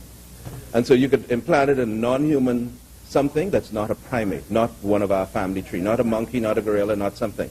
You could implant it in a pig, because that would be both non-human and non-primate. Anyway, just look at it. Just look at it. Mr. Speaker, Mr. Speaker, I also commend to the House. Members manage to extraneous talk and allow the member from Marco City to continue. It would be helpful if the loyal opposition would oppose on the bills and not on all these extenuous things. But, Mr. Speaker, I would support the bill for two other reasons. And I wholeheartedly support the bill for two other reasons. One, that we are not simply talking about the Bahamas believing in its own capacity. And two, we're not even talking about the revenue that can be derived from this and the leadership we can bring to this issue. But as the member for South Abaco properly pointed out, there are other implications of this. There are implications of us being able to be on the cutting edge of a technology that has mariculture, agriculture, food potentials. We live in an archipelago where we are surrounded by resources. Honourable members, members on the floor, member yields. The chair recognizes member for Central and South Eleuthera. To continue on the point of order, there was an aspect of it that I neglected to mention. In terms of research, oftentimes in medical research, actual experimentation takes place in mice and other animals before the treatment or the technology is developed to a point where it is regarded as safe for further experimentation in humans. But you go through the testing on animals before you actually start testing in humans. And it's something that is part of medical tradition for hundreds of years. And to the extent that it is permitted by the legislation, we believe that it is beneficial. And that is the explanation that would be given to the query which the member from Marco City has responsibly raised. Thank you, Honourable Member. The chair recognizes the member for Marco City. I'm obliged, Mr. Speaker. And so there is the food production potential of this, and I think it would be foolhardy and negligent of this House not to embark upon this course which has so much potential for good for our country. So much potential. And so, Mr. Speaker, I would stop there. I would just say that Marco City wholeheartedly supports the legislation. I commend the Honourable Minister, the member for North Andros and Bimini for bringing it to the House. I also want to, and Barry Allen for bringing it to the House. I also want to voice my commendation to the member for Pinewood for spearheading and being integral in pushing this legislation, and just to the government in general. And so, Mr. Speaker, Marco City wholly supports the legislation. Thank you. Thank you, Honourable Member. As many, the chair recognizes the Honourable Member for Angliston. Member yields. The chair recognizes the member for Bain and Grandstand. Mr. Speaker, this would be a convenient time to move the suspension. I move the House suspends until 3 p.m. this afternoon. Do we have a second? Moved and seconded that the business of this House suspends its proceedings until 3 p.m. this afternoon. As many are in favor will remain seated. Those opposed will stand. The business of this House suspends until 3 p.m. this afternoon. All rise.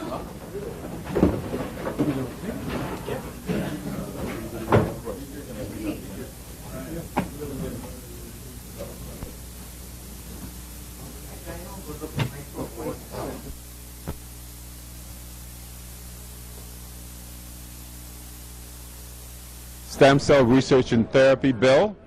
Again, the member for Angliston, the Minister of Transport and Aviation, Glenys Hannah Martin, presenting when the House members return at 3 o'clock this afternoon. Of course, the bill moved by the member for North Andros and the Barry Islands, Perry Gomez, the Honorable Perry Gomez. That bill and the act, whenever it's passed, being called what could be a defining moment in medical research, in medicine, period. Of course, the opposition leader, the member for Kalani, Dr. Hubert Minnis, saying he's not sure that this is the way to go. He's questioning whether or not this bill is being rushed to Parliament and is being rushed, he says, speculates, for special interests. We don't have the proper regulatory ability and framework in place. We'll see how the debate continues when they return at 3 o'clock this afternoon. Again, the member for Angliston, Minister of Transport, Glenys Hannah Martin, preparing to debate and present on this stem cell research and therapy bill, again part of the government's medical tourism trust. For the team here at the Parliamentary Channel, I'm Anthony Newbold. We'll see you right back here at 3 o'clock this afternoon.